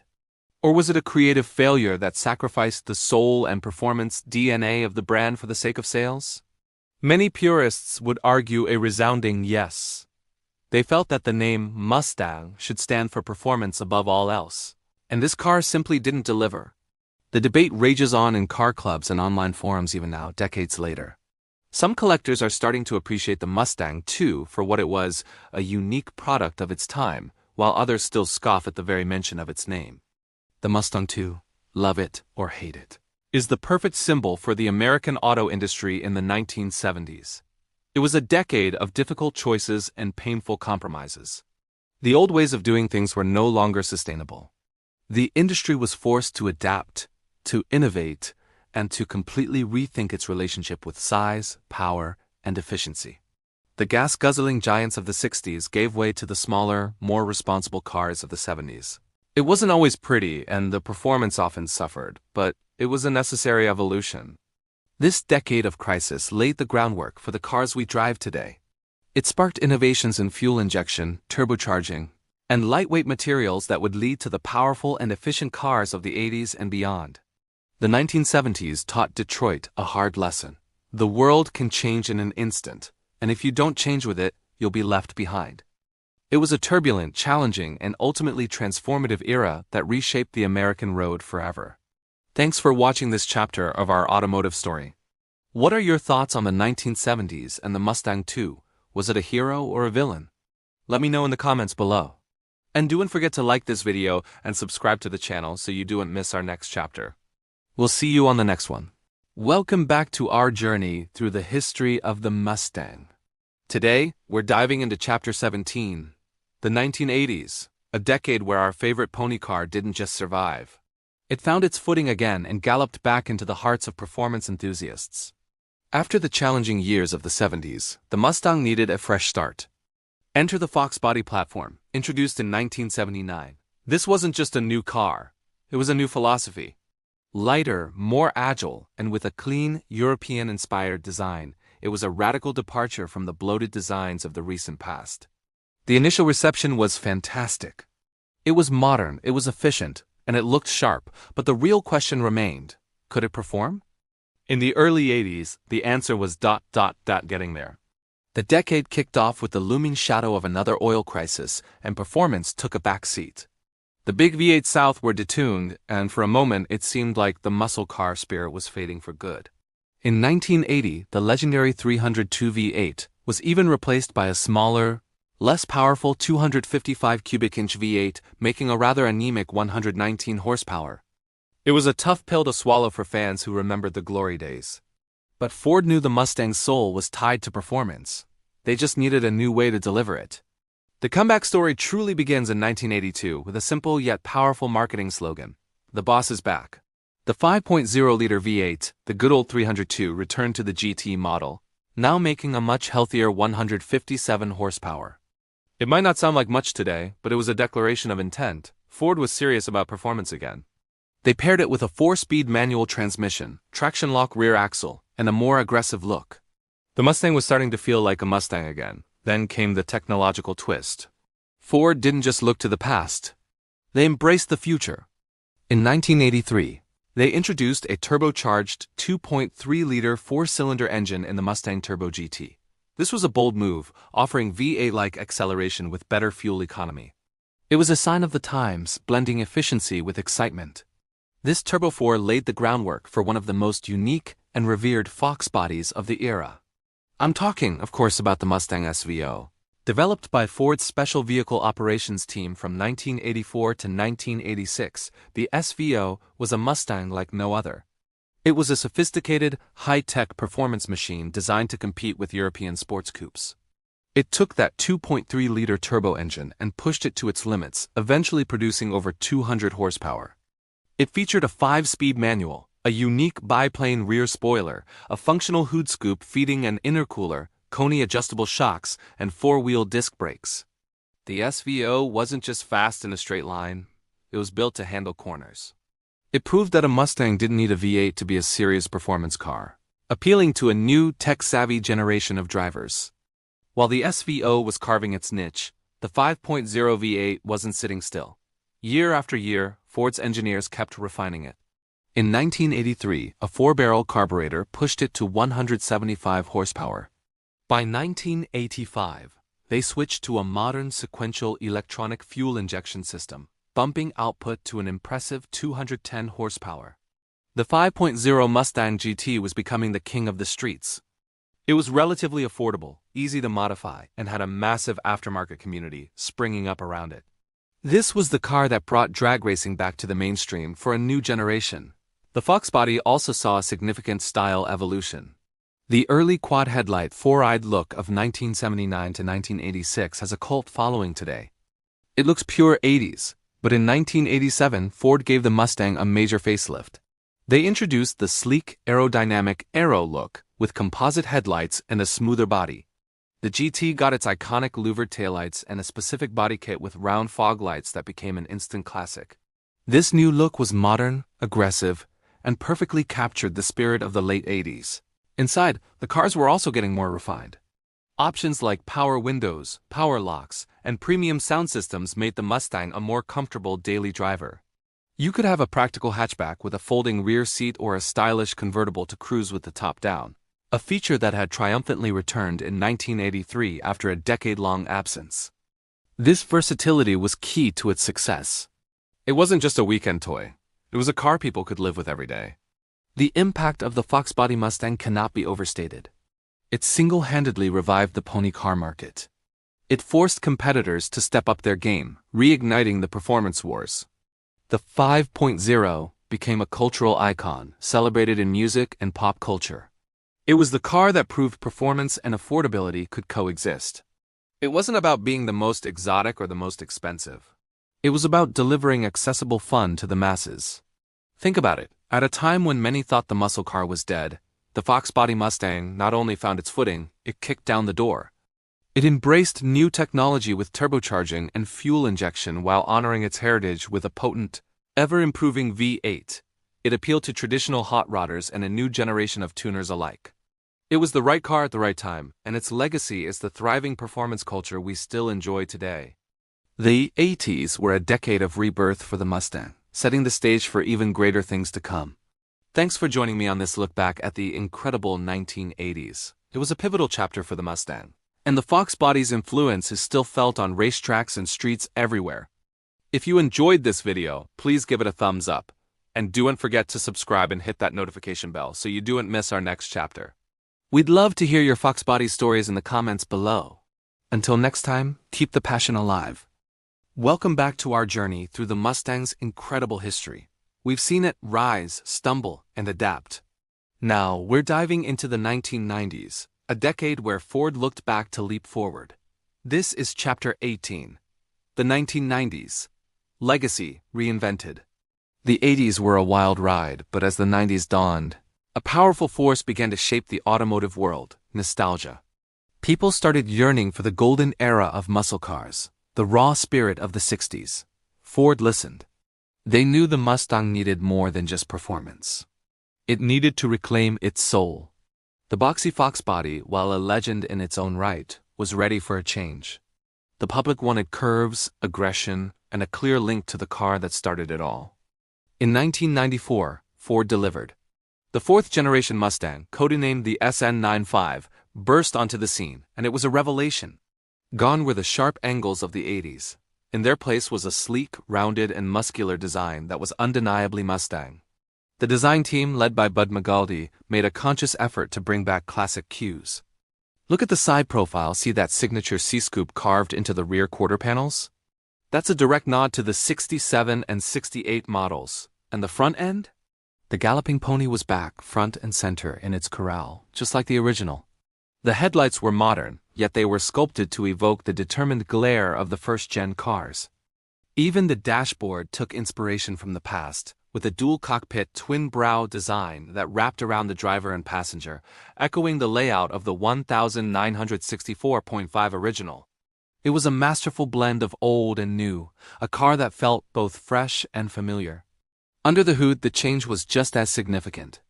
The legendary 5.0-liter V8, the heart of the Fox body GT, made its final appearance in 1995. It was the end of an era for the pushrod engine that had powered so many dreams. But Ford wasn't done with V8 power. In 1996, they introduced the revolutionary 4.6-liter modular V8. This new overhead cam engine was smoother, more efficient, and revved higher, bringing the Mustang into a new age of performance. While some purists missed the old 5.0 feet-seconds low-end grunt, the modular engine proved to be an incredibly versatile and potent platform that would power Mustangs for years to come. But the real showstopper of the mid-90s was the return of a legendary name, Cobra. The Special Vehicle Team, or SVT, worked their magic on the SN95 platform, creating a Mustang that was truly special. The 1994 and 95 Cobras squeezed even more power from the 5.0-liter V8, paired with upgraded brakes and suspension. But the 1996 SVT Cobra was a game-changer. It was the first Mustang to feature a 32-valve, dual overhead cam version of the 4.6-liter V8, hand-assembled and pumping out an impressive 305 horsepower. This wasn't just a Mustang with more power. It was a sophisticated performance machine, capable of challenging sports cars from around the world. Then, in 1999, the SN95 received a major facelift, often called the New Edge design. The soft curves of the mid-90s were sharpened, creating a more aggressive and chiseled look. The headlights became more angular, the body creases were more defined, and the hood scoop on the GT model grew more prominent. It was a bold, athletic look that perfectly captured the attitude of the turn of the millennium. This new edge design brought back some of that raw, muscular feel that had been slightly softened in the 94 model. The new edge platform also gave us one of the most revered Mustangs of all time, the 2000 SVT Cobra R. This wasn't a car for your daily commute. It was a pure, stripped-down, track-focused monster. SVT threw out the back seat, the air conditioning, and the radio to save weight. They installed a massive rear wing, a deep front air dam, and bolted in a fire-breathing 5.4-liter V8 engine rated at a very conservative 385 horsepower. It was raw, it was loud, and it was brutally fast. The Cobra R was a statement. The Mustang was not just a symbol of the past. It was a serious performance car, ready to dominate on the track. Throughout the 90s, the Mustang lineup offered something for everyone. Just like it did in the 60s, you had the reliable and economical V6 model, a perfect entry point into the Mustang family. You had the GT, the quintessential American V8 pony car, delivering affordable fun and that classic rumble. And at the top, you had the SVT Cobras, pushing the boundaries of what a factory Mustang could be. The 1990s proved that legacy wasn't about living in the past. It was about understanding the essence of what made the Mustang special and reinventing it for a new generation. By embracing nostalgia and channeling the spirit of the originals, Ford reignited the magic. The Mustang wasn't just a car anymore. It was a living legend, its heritage proudly on display, galloping confidently into a new century. Thank you so much for watching. This decade was a pivotal moment, setting the stage for the retrofuturism of the 2000s. If you enjoyed this trip back in time, please hit that like button and be sure to subscribe so you don't miss the next chapter in our Mustang story. We'll see you in the next one. Welcome back to our journey through the history of the Ford Mustang. As we galloped into the new millennium, the Mustang faced an identity crisis. The new edge design of the late 90s was sharp, but some felt it had strayed too far from the car's iconic heritage. Ford knew a change was needed, a bold move to reclaim the Mustang's soul. And in 2005, they delivered a masterpiece. The fifth-generation Mustang, codenamed S197, was a stunning return to form. It wasn't just a car. It was a love letter to the 1960s. The design team, led by J. Mays, masterfully revived the classic fastback silhouette. The round headlights, the aggressive, shark-nosed grille, and the iconic tri-bar taillights. It was pure, unapologetic retrofuturism. For the first time in decades, the Mustang looked like the legend it was. People went wild for it. It was like seeing a hero from your childhood return, stronger and better than ever. This wasn't just a redesign. It was a resurrection. Underneath that beautiful retro skin was a thoroughly modern machine. The new D2C platform provided a much stiffer chassis, which dramatically improved handling and ride quality. The base model came with a capable 4.0-liter V6. But the real star was the GT. It roared to life with a brand new 4.6-liter, 3-valve modular V8 engine, pumping out a healthy 300 horsepower. That engine had a sound that was pure American muscle, a deep guttural rumble that sent shivers down your spine. The 2005 Mustang wasn't just about looking good. It proved that modern performance and classic style could coexist perfectly. Of course, you can't talk about this era without mentioning Carroll Shelby's triumphant return. Ford and Shelby reunited to create some of the most powerful Mustangs ever seen. The Shelby GT350, unleashed in 2007, was an absolute monster. It housed a supercharged 5.4-liter V8, initially producing a colossal 500 horsepower. This car was a direct descendant of the original King of the Road, and it lived up to the name. The GT500 wasn't just fast, it was a statement. It declared that the horsepower wars were back, and Ford was leading the charge. This partnership continued to evolve, pushing the boundaries of what a factory Mustang could do. As the years went on, the S197 platform kept getting better. The 2010 model year brought a sleek facelift, tightening the lines and modernizing the interior. But the biggest news came in 2011. Ford introduced two game-changing engines.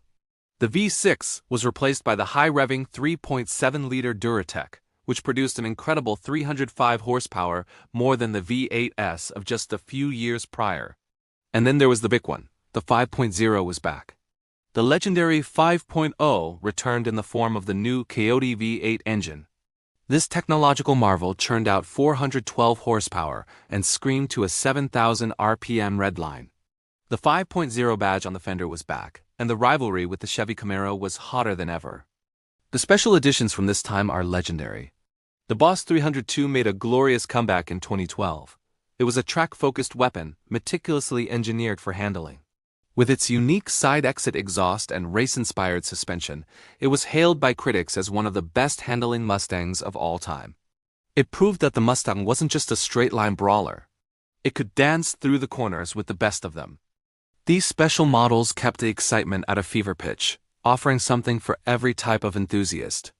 Then, for its 50th anniversary in 2015, Ford unveiled the 6th-generation Mustang, the S550. This was a global car, designed to be sold all over the world. The styling was an evolution, sleeker and more athletic, but still unmistakably a Mustang. The big news was under the skin. For the first time, every Mustang came with a sophisticated independent rear suspension. This was a monumental leap forward, transforming the car's handling dynamics and ride comfort. It finally silenced the critics who had pointed to the old-school solid rear axle for decades. The Mustang had truly entered the 21st century as a world-class sports car. The S550 also brought a diverse engine lineup. The performance envelope was pushed even further.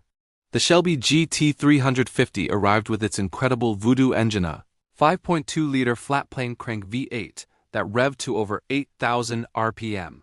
The sound it made was exotic, more like a European supercar than a traditional muscle car.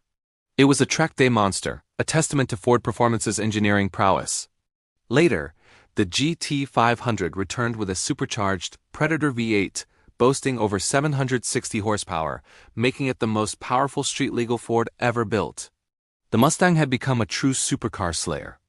And that brings us to the most talked about, most controversial chapter in the Mustang's recent history. The Mustang Mach-E in 2021, Ford did the unthinkable. They put the Mustang name and pony badge on a 4-door, all-electric crossover. The purists were outraged. "That's not a Mustang," they cried. And in the traditional sense, they were right. It didn't have a V8 rumble. It didn't have 2 doors. But Ford's gamble was a bold look toward the future. The Mach-E was designed to carry the spirit of the Mustang performance, style, and a sense of freedom into the electric age. And you know what? It's incredibly fast. The GT performance model does 0 to 60 in the mid-3-second range, faster than almost any gasoline-powered Mustang GT. It's packed with technology and has a futuristic interior. While it may not be a Mustang in the classic sense, it's an innovative and exciting vehicle that uses the power of the Mustang brand to make electric cars desirable. It's a bridge to the future, ensuring the Mustang name continues to represent American performance for generations to come. As we look at the Mustang today, with the brand new 7th-generation S650 hitting the streets, we see a car that has masterfully balanced its past and its future. It continues to offer the roaring V8 that we all love, but now with digital dashboards and advanced driver aids. From the retro revival of 2005 to the electric leap of the Mach-E, the Mustang has proven its incredible ability to adapt and evolve. It's a story of embracing new technology without forgetting the heritage that made it an icon. The Mustang isn't just a car. It's a survivor, a legend that keeps reinventing itself, forever capturing the spirit of the open road. Thanks so much for joining me on this final chapter of our deep dive into the Mustang as history. It's been an amazing ride. If you've enjoyed this series, please hit that like button, subscribe to the channel, and ring the bell so you don't miss our future adventures. See you next time. Looking back, it's almost hard to believe that the Ford Mustang started as just another car. Just a collection of steel, glass, and rubber. But somewhere along the line, something extraordinary happened. The Mustang transcended its mechanical origins. It became more than just a machine. How did a car capture the hearts of millions and hold on for so long? It's because the Mustang has never just been about getting from point A to point B. It's always been about the journey, the feeling you get when you're behind the wheel. The world blurring past, the engine's roar, a soundtrack to your own personal movie. It's about the promise of an open road and the freedom to go anywhere, to be anyone. Think about it. When you see a Mustang, what comes to mind? For so many, it's the embodiment of freedom. It's that rebellious spirit, that refusal to be ordinary. It's the wild horse it was named after, untamed, powerful, and fiercely independent. This car rolled into the American consciousness at a time of great change in the 1960s, a period of cultural upheaval and youthful energy. The Mustang didn't just witness this change. It became a part of it. It was the perfect vehicle for a generation that was breaking free from tradition, seeking new experiences and defining its own identity. It was the car you took on your first date, the car you drove to your high school graduation, the car you dreamed of owning when you finally made it. It represented speed. Yes, but it was more than just raw horsepower. It was the speed of life, the desire to live fully, to chase horizons, and to never settle. It was a symbol of youthful rebellion, a statement that you weren't going to just follow the path laid out for you. You were going to carve your own, with a V8 engine providing the score. From Steve McQueen's legendary chase in Bullitt to Wilson Pickett's soulful ode in Mustang Sally, the car galloped its way into the heart of pop culture. It wasn't just on the streets. It was on the silver screen, in song lyrics, and in the dreams of kids everywhere. Each generation found something to love in the Mustang, a reflection of their own aspirations. It wasn't just a car for the rich or the elite. It was the people's sports car, an accessible icon that made anyone feel like a hero. In many ways, the story of the Mustang is a mirror of the American story itself. It's a tale filled with dramatic highs and challenging lows. It has faced adversity, stared down its own obsolescence, and had to reinvent itself time and time again. Think about the oil crisis of the 70s, which led to the smaller, more efficient Mustang II. Many purists were dismayed, but it was an act of survival, a display of resilience. The Mustang adapted. Then came the 80s and 90s. With the rise of the Fox body, it was a different kind of Mustang, leaner, more modern, but it kept the fire alive. It proved that the spirit of the car wasn't tied to one specific design but to an idea. The idea of affordable performance, of a car that could be both a daily driver and a weekend warrior. It showed that passion could evolve without being extinguished.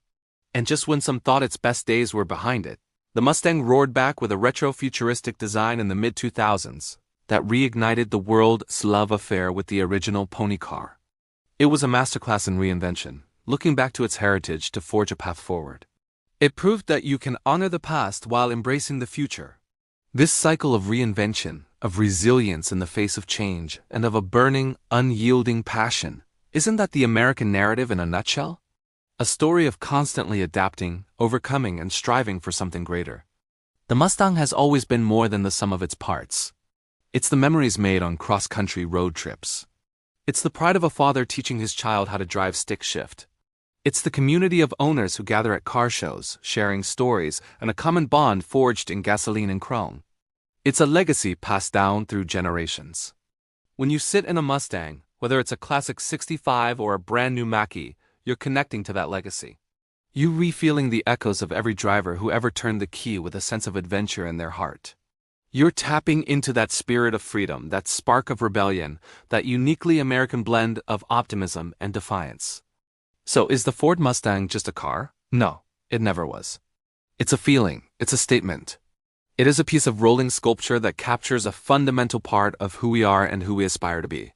It is a symbol of the journey, not just the destination, a testament to the enduring power of reinvention, resilience, and a passion that refuses to be tamed. It is, and always will be, more than a machine.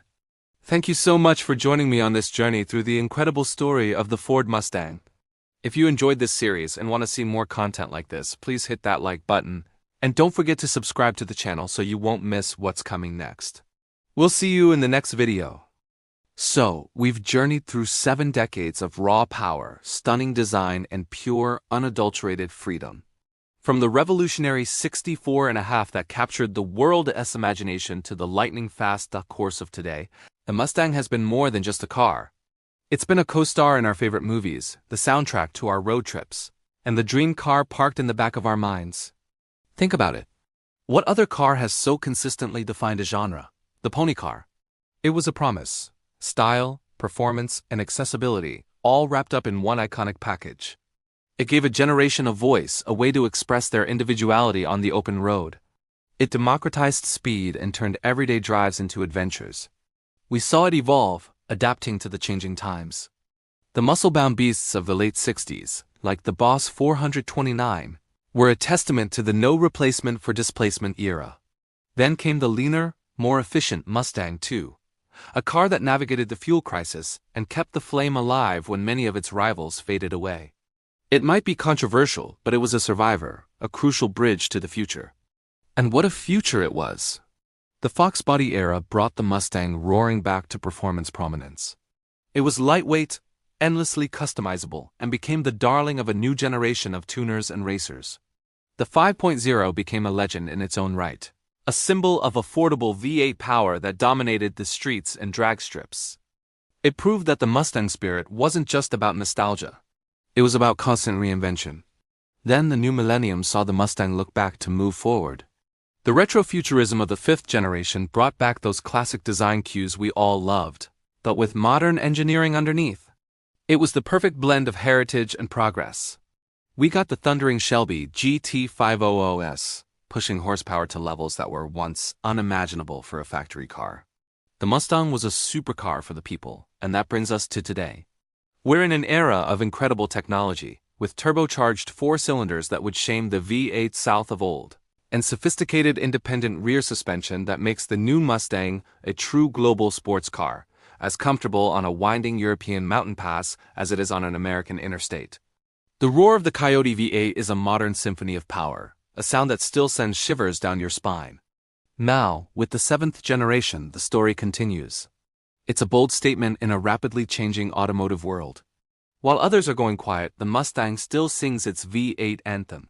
It's a defiant, passionate celebration of the internal combustion engine, a final masterpiece before the inevitable electric shift. The Dark Horse isn't just a model name. It's a symbol of the Mustang's enduring, untamable spirit. But here's the most important part. The Mustang was never just about the hardware. It was, and is, about the feeling. It's about the community it built, the car shows, the clubs, the knowing nod from one owner to another. It's about the memories created behind the wheel. The first dates, the graduation gifts, the weekend cruises with the windows down and the radio up. It's woven into the fabric of our culture, so as we wrap this up, just take a moment. Close your eyes. Picture an endless stretch of asphalt cutting through a vast, quiet desert. The sun is low on the horizon, painting the sky in shades of orange and purple, and then you hear it. It starts as a low rumble in the distance, growing steadily louder. It's that unmistakable, deep-throated growl of a Mustang engine. It echoes across the landscape, a sound that's both powerful and timeless. That sound, that's the heart of it all. It's the spirit of the open road. It's the dream of freedom, of adventure, of being the master of your own journey. No matter how much the world changes, no matter what powers the cars of tomorrow, that spirit, the pony car dream, will never die. It just finds a new road to run free. Thank you so much for joining me on this ride through the incredible history of the Ford Mustang.